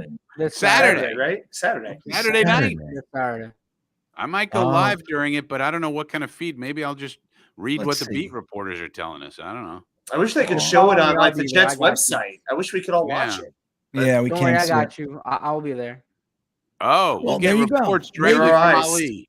Maybe live Ali in the stadium. Let's go to our sideline reporter. I'll be sitting next to Ryan and his kid and his wife. So, that's awesome. Yeah. Just don't wear your Ali. Just don't wear your Giants jersey there, okay? Yeah. Yeah. That's going to be awesome. Maybe we work something out and we get some, we get some inside scoopage from the boys at the game. That'll be fun, man. I haven't been to one of those in many years. I wish I could. But what else? Oh yeah, I want to say Twisted is just before we go. Twisted, what happened to the date? What the hell's going on? He's loved the show. He said, "Screw her." He said, "Get out of here." I think it was one of those dates that you can order on Amazon. It comes in like a blow up doll kind of a. The old 15-minute date. Yeah, date in a box. I think that only lasted an hour, dude. I said a half an hour. We only had half an hour, but it turned in an hour. He's still he's back. My theory. Unless they're watching together. Left. I was thinking. I think he's talking about the date that you eat. Oh yeah, leave it to Jeremy to make a food joke. Like figs. No, I don't know if it's a joke. I think. Wait, so here it is. Thanks for the love, GreenBean, but I was screwing around when the date site robot popped up. My half-naked wife kisses me goodnight during the show, but I stick till the end. Now she had a beer. Right, there you go. Well, good, Twisted. That's actually better anyway. Who needs this dating crap? I'm so glad I'm not out there anymore. Although Tinder does make it look pretty easy. I don't know. But Twisted, why is your wife roaming around the house half naked? What is she doing? Put on some clothing. What's happening? What is she walking around? People could look in your windows. She wears shoes. Out there. She wears boots, leggings, and a hat. That's what it is. Dating advice with Frankie. I never thought I'd live to see the day. Right. Yeah, close your blinds, everybody. Yeah. So, all right, guys, that's going to just about do it. I thank you all for checking us out. Again, if you haven't liked and subscribed to the video and the channel, it is greatly appreciated if you do. All you got to do is hit that thumbs up button. It means the world. Thank you all for watching. And let me get to the thing, and we will see you, where is it, next time. Yeah, here we come, baby. Here we come. Here come the Jets, man. I want to kiss you. Thanks, Joe. Yeah! You want to run or you want to duck down? You want to duck, just go over and get onto the bench and stay there. You play to win the game. My message for the fans, we're all frustrated with where we are right now.